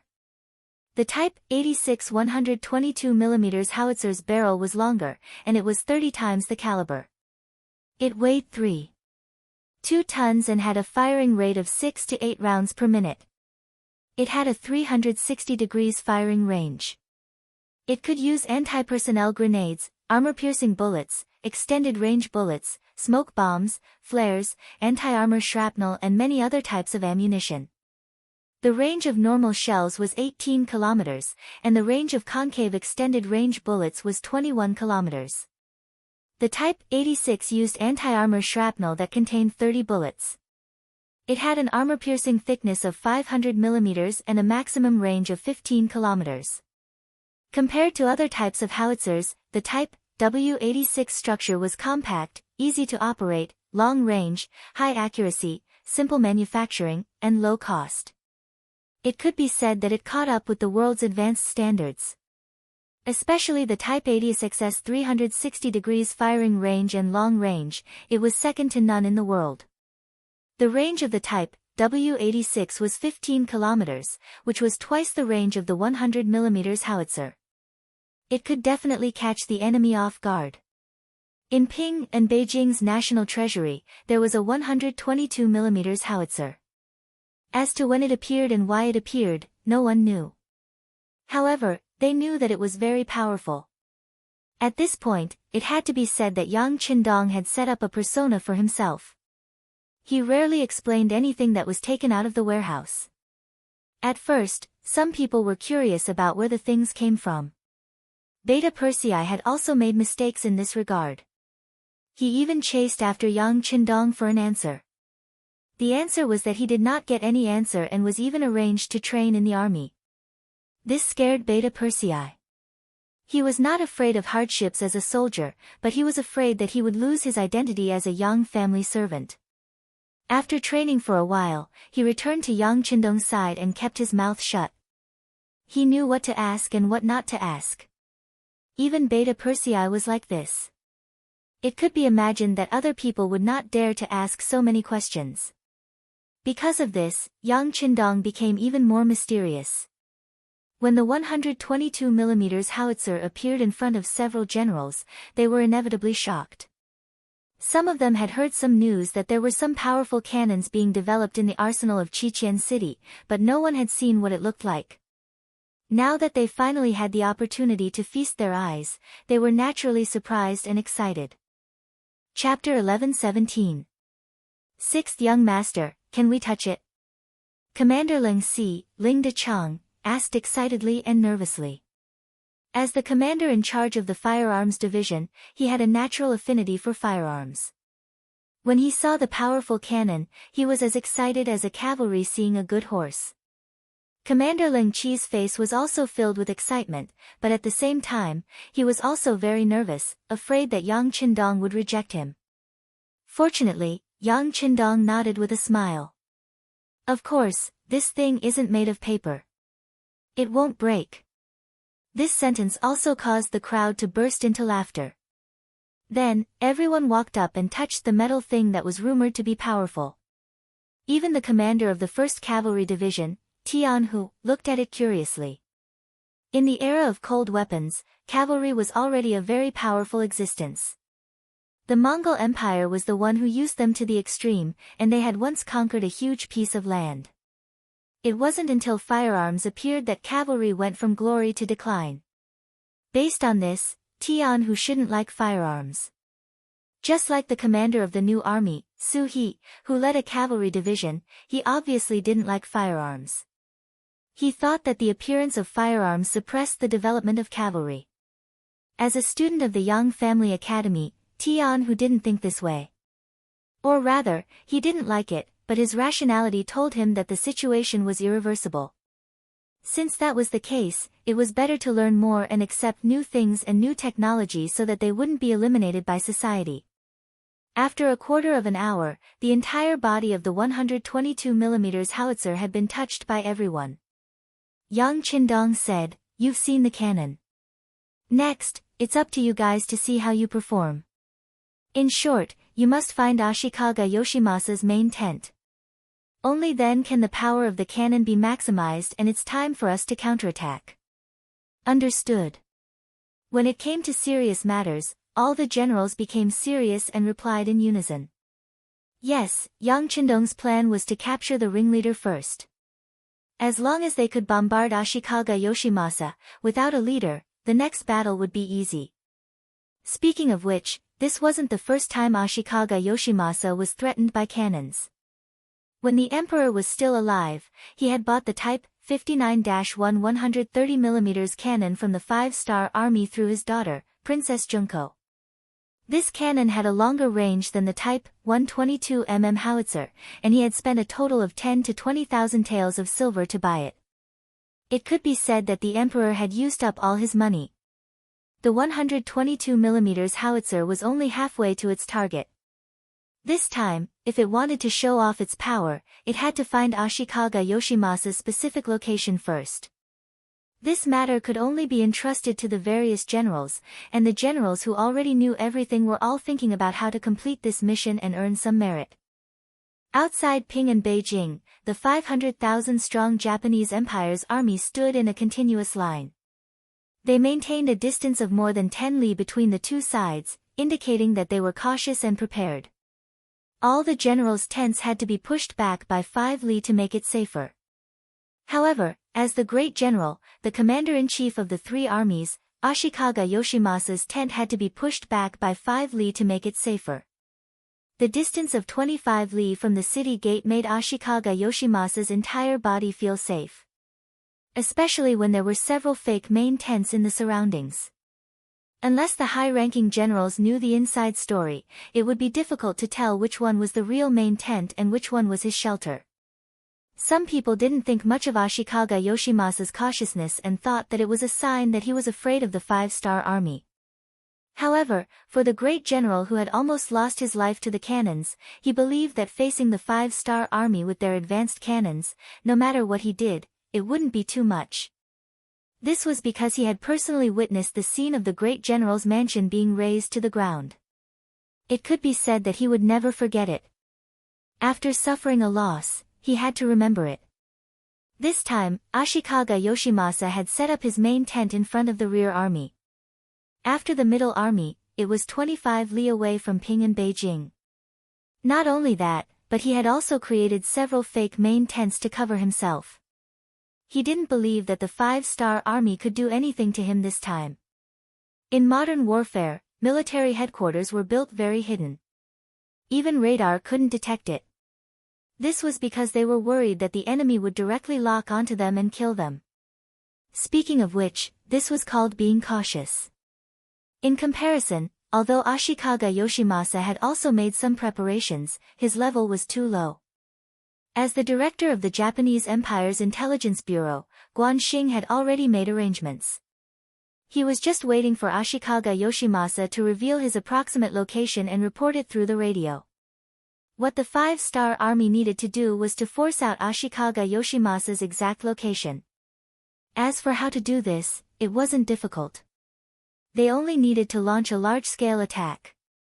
Once the enemy's formation was in chaos, the main tent with the most people would naturally be the target of their attack.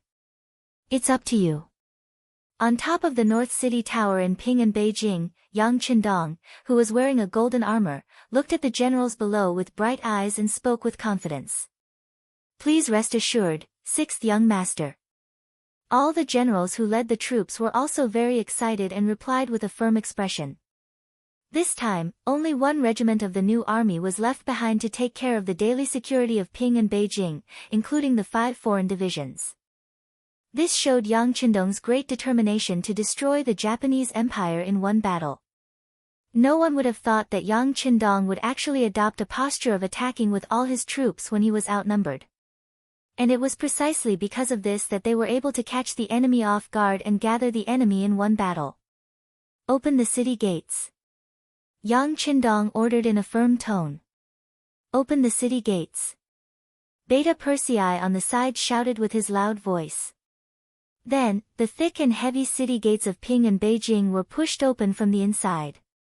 The 2nd Division, who had been waiting here, was the first to rush out. The order in which they exited the city was based on the order of strength. First was the 5 foreign divisions, followed by the 1st Reserve Division, then the 4th Division and the 7th Army. Finally, the new army and the 1st Cavalry Division were the last to exit the city gates. The purpose of this was to ensure that when they launched an attack, their steps would be orderly. Otherwise, the cavalry would have already rushed out far away before the infantry behind them could catch up. This way, it wouldn't have the effect of shocking the enemy, nor would it create a powerful momentum. One by one, the 5-star army walked out of the city gates and approached the Japanese army on the battlefield. When this scene was seen by the scouts, they immediately reported it to the generals of the front army. After that, the news continued to be reported to the main tent at the rear. At the beginning of the first day, the Japanese army wasn't surprised to see the 5-star army send out troops. In their view, it was clear that the enemy couldn't hold back and wanted to send out troops to test them. They only needed to wait in place and wait for the enemy to be exhausted. If the other party was just testing them, they shouldn't launch any attacks. But if they launched an attack, they only needed to fight back. In the end, the initiative had always been in their hands. And as the 5-star army rushed out one after another, the number of people increased more and more. First, it was 20,000, 60,000, 100,000, 150,000, 200,000 people. It was already far beyond their expectations. At this moment, some people finally couldn't hold back anymore. All kinds of reports and messengers quickly rushed back. No matter what kind of disguise they used before, when those messengers appeared one by one and gathered in the main tent, Ashikaga Yoshimasa's real location was completely exposed. There were 4 things that Ashikaga Yoshimasa didn't expect.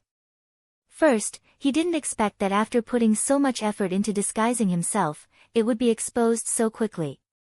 Second, he didn't expect that there were already some Japanese army soldiers around his main tent who had been bribed by the management. So when his position in the main tent was exposed, the news had already spread quickly.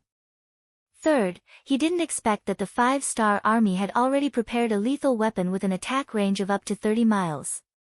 Fourth, he didn't expect that there would be something like a telegram, which could actually send a message thousands of miles away in an instant. All kinds of unexpected things made Ashikaga Yoshimasa meet the messengers one after another.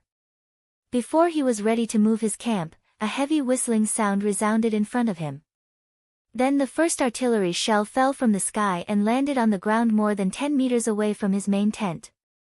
The destructive power of the 122 mm howitzer is far from what the 100 mm mortar can compare to. With just one shot, a huge pit of 3 meters deep was blown out. At the same time, the surrounding 20 to 30 meters were all affected by the aftermath. Among them was Ashikaga Yoshimasa. At the moment when the main tent was blown away, he was also injured by the aftermath of the artillery shell and fainted immediately. This was also because the guards around him were doing their duty. When the explosion happened, they instinctively protected him. Otherwise, he wouldn't have been injured by the explosion, he might have been directly killed by the explosion. The war is about to begin, and as the commander-in-chief, Ashikaga Yoshimasa was actually injured by the explosion and fainted. It suddenly gave people a feeling that they were a group of dragons without a leader. The ones who suffered the most were the scouts sent by the various armies who were waiting for orders. Now that the commander-in-chief was unconscious, they didn't know what to do next. If they didn't have perfect cooperation and fought separately, wouldn't they be defeated one by one? Logically speaking, if the commander-in-chief wasn't here, the other vice-commander-in-chief could also stand up and take up the responsibility. It was Ashikaga Yoshimasa's fault for being used to holding power. He was afraid that others would covet his power. He did many things himself, so other than himself, most of the others were just decorations. They didn't have any authority. At this moment, it was impossible to pull out someone to take charge of the situation. Chapter 11:18. The other deputy commanders knew that it was useless to say anything now. They arranged for people to protect the unconscious Ashikaga Yoshimasa as they retreated. At the same time, they said to the scouts who had not been assigned to work, "Go back and tell your general to defend with all his might. Once the general's body gets better, he will immediately arrange for a counterattack." After they finished speaking, the people in the main tent began to quickly retreat. Needless to say, these people could already see that the situation was unfavorable. If they did not escape now, they would not have any chance to escape. The other scouts looked at each other, then helplessly shook their heads and left. The so-called words of the deputy commanders were not credible at all.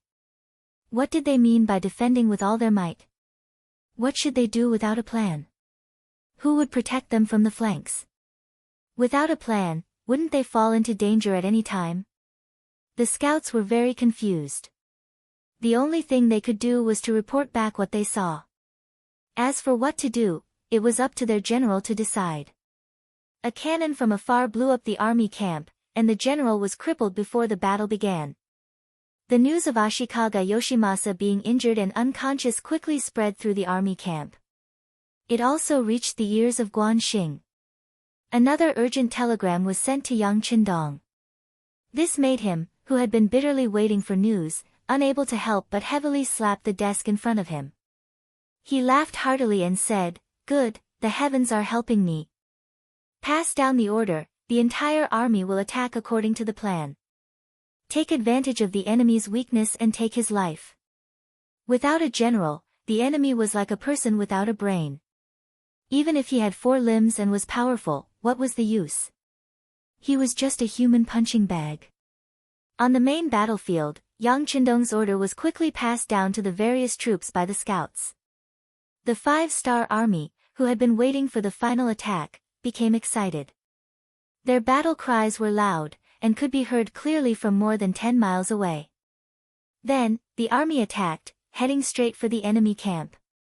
Back to the Japanese army, the news of Ashikaga Yoshimasa being knocked unconscious had already spread.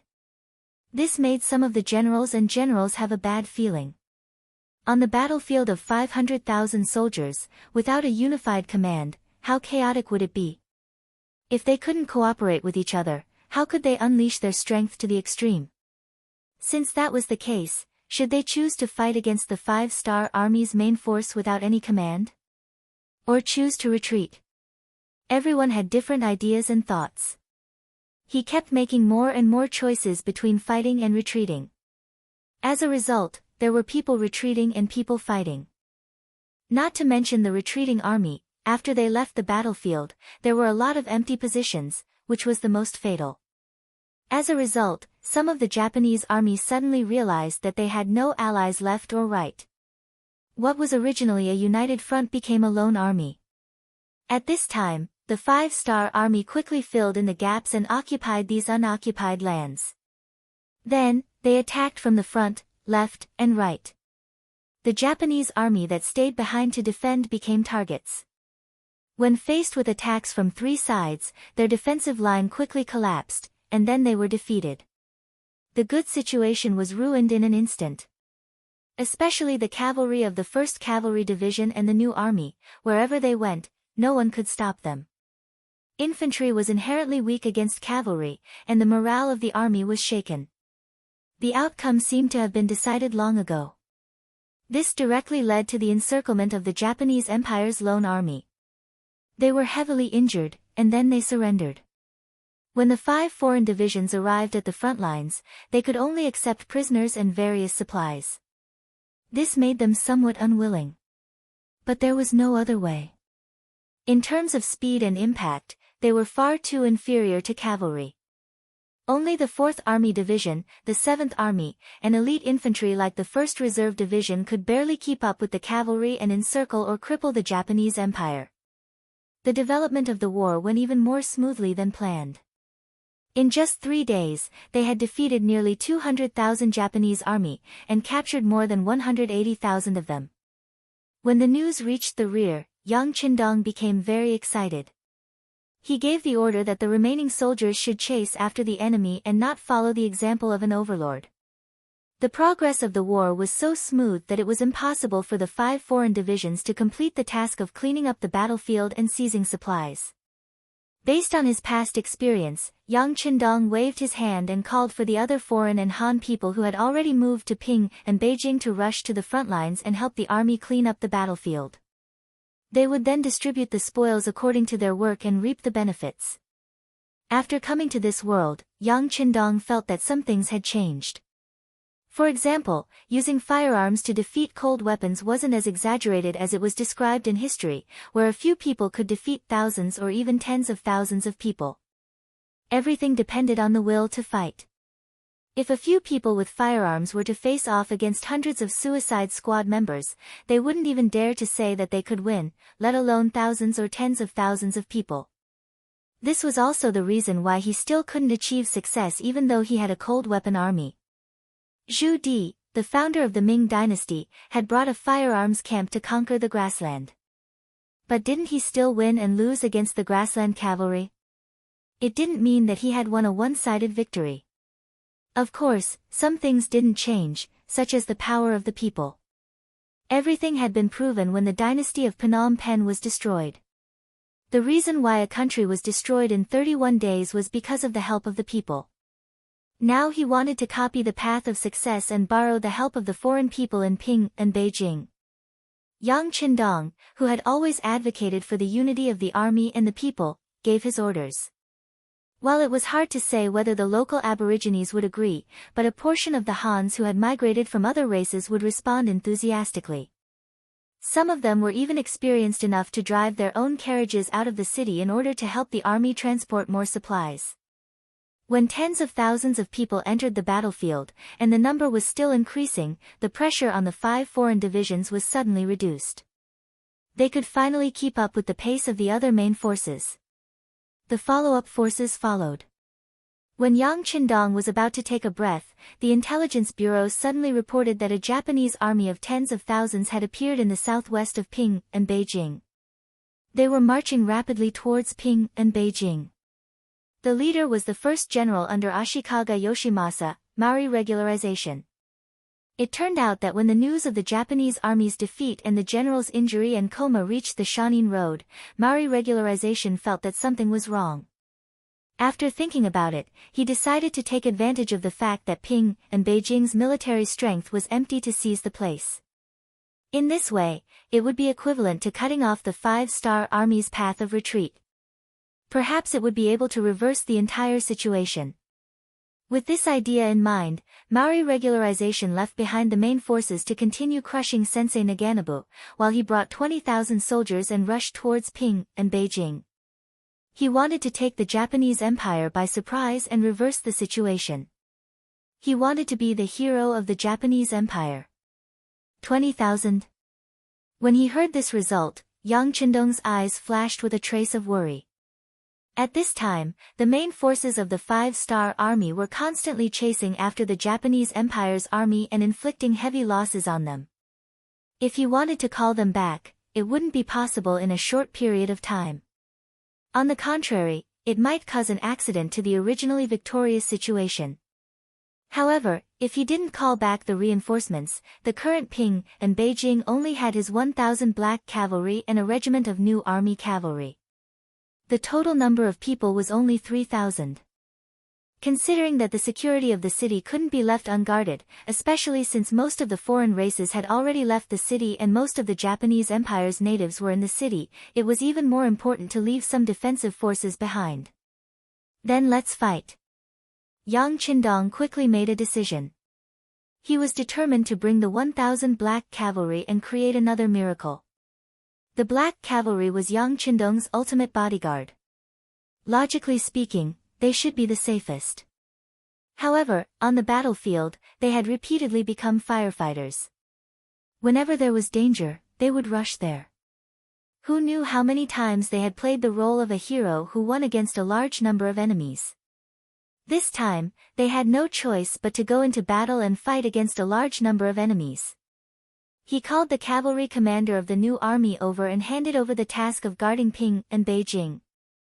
He told him that he must guard the city gate. If there was no other choice, he could close the gate and defend the city. Naturally, the commander was somewhat unwilling to do so. He even proposed that the sixth young master stay at home and he would lead 2,000 cavalrymen into battle. Ha, you can't do it. This is not something that the black cavalry can accomplish. Yang Qindong smiled and rejected the other party's good intentions. This time, it wasn't that he looked down on his soldiers. It was the most correct choice from a practical point of view. After the decision was made, the 1,000 black cavalry were not afraid. On the contrary, they were all eager to fight. This could be seen from the fact that they began to wipe their sabers and constantly check their firearms and equipment. Fighting against 20,000 with 1,000 was an impossible task for any other army. Even the most elite 1st Cavalry Division might not be able to do it. However, when it came to the black cavalry, it was indeed a habit. They had impenetrable black armor, the most advanced firearms, the most tyrannical individual combat power, and the most powerful military leader in the world, Yang Qindong. When all these were gathered together, they were destined to create miracles and reach the peak of life. Among the 1,000 black cavalry, 200 of them were added later. Naturally, they were also the best in each army. They had all joined the 5-star army for more than 2 years and were completely politically qualified and loyal people. Not only that, many of these people were already officers before they joined the black cavalry. Some were platoon leaders, and some were even deputy company commanders. Some of them had great futures ahead of them, but the allure of joining the Black Knights and Dragon Guards was even greater. To be able to join this group was already the greatest achievement and glory of a lifetime. The Black Cavalry was the personal guard of the 6th young master. With this qualification, they would not show any fear even when facing some division commanders or even army commanders. Once they left a good impression in the eyes of the 6th young master, they could expect a great future.